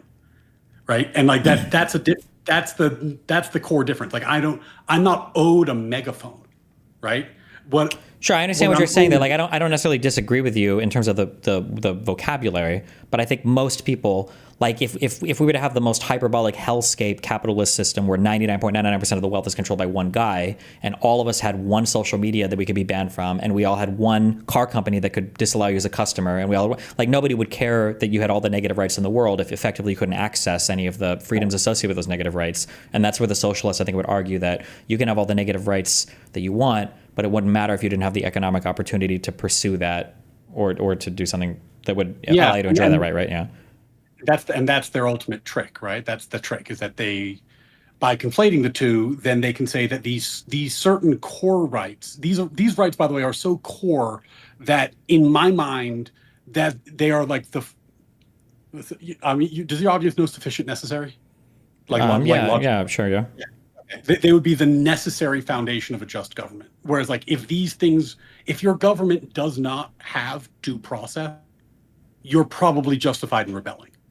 right? Like that would be a So like, reason so this is the issue. I understand what you're saying, and so this is where I would push on like the hardcore philosophy. So let's say that you're saying that it would be necessary to be a free people to have due process, right? However, what if I pointed you to a world where in the United States of America you do have due process, but the only criminal attorneys available to you were clones of Lauren De Laguna, and all of the attorney generals in every state were the most ardent prosecutors ever. If you got charged with a crime, you're basically always going to be convicted, right? And then let's say in another country, you actually had no guaranteed due process, but all of the prosecutors working there all had this very strong moral commitment to make sure they only charged people that they thought were really guilty of crimes, and they tried to be as careful as possible. When you got charged with a crime, like you didn't have Fifth Amendment protections. You have to inform on yourself or whatever, right? But let's say that like the difference in those two worlds pragmatically, like the people with the less negative rights actually enjoyed the implications of that negative right more. I think that's where people are going to fight you, right? Do you understand what I'm getting at? That like you might have some negative freedoms entailing. I absolutely do. And like Sure. it's a really interesting area, right? Because the real life implication is a Section 230 right now, right? Where conservatives are like, fuck, this is bullshit. We actually don't have freedom of speech if we don't have a right to these social media platforms, right? But yeah, go ahead. Yeah, there's a really interesting thing where if you read the like the equivalent of the Bill of Rights from like the USSR era Russia, it's like much better than ours on paper. Yeah, The Scalia rights talks are about so this in that one thing, yeah. Yeah, it's unbelievable all the stuff they guaranteed. The problem is their system of government had no structures that prevented those things from being fucking useless and ignored, right? So one aspect of what's important in society, the just society, is protection of negative rights. Another is limitations on government power. And like one thing a socialist would have to explain to me, setting aside the violent revolution point, is how the fuck do you get around the takings clause? Like The what government clause? has to give the takings clause of the Constitution. Okay. The government has to give just compensation when they seize private property. Like if you're going to seize every business in the world and redistribute it, how the fuck are you doing that? I mean, I'd be careful on that because for a Econo boy, he'll just argue that I think he almost said this. You can just print however much money you want. The government could theoretically do this very easily, right? That would be the easy part. Is they could do just compensation. They would just print the money from the Treasury, Federal Reserve, and then they would dole it out to people, right? So his utilitarian argument would be that we would create the most massive inflation in history, destroy the economy, and then redistribute. I mean, I guess they could. I mean, at that point, it's just like maybe they have enough votes to amend the Constitution and get rid of the takings clause, and maybe that's the answer. Sure. But this, I mean, we're getting truly pie in the sky at this point. Well, I mean, I would argue all socialism is, but yeah. Yeah, that is kind of the hallmark. Yeah. Okay. Anyway, it should be a lot. It should be a lot of fun. Economist seems like a nice guy. I don't know him well, but he seems like a nice guy. He is. He's a good dude. Okay. Well, hey, listen, I love you. Be careful. Have fun with your conversation. Hey, man, always a pleasure. Hope we can do this again sometime. Yeah, stay safe. Be careful.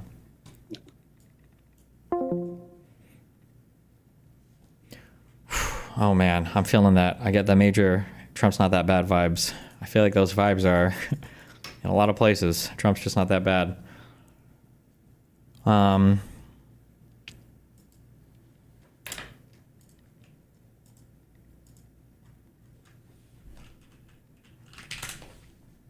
What am I doing? Tomorrow I do a thing. Oh, we're in Houston tomorrow. It should be fun. Buy tickets if you haven't. Show up. They had to move the venue. I don't know why. Supposedly the first venue hall. It actually happened. I don't know why, but apparently they took a vote and the bylaws don't allow whatever we were doing there. I don't know why, but I have no clue. But the venue's changing. Have fun. Be careful. Stay safe. We're going to cover. Okay, good 8-hour stream today, guys. I'm so proud of you.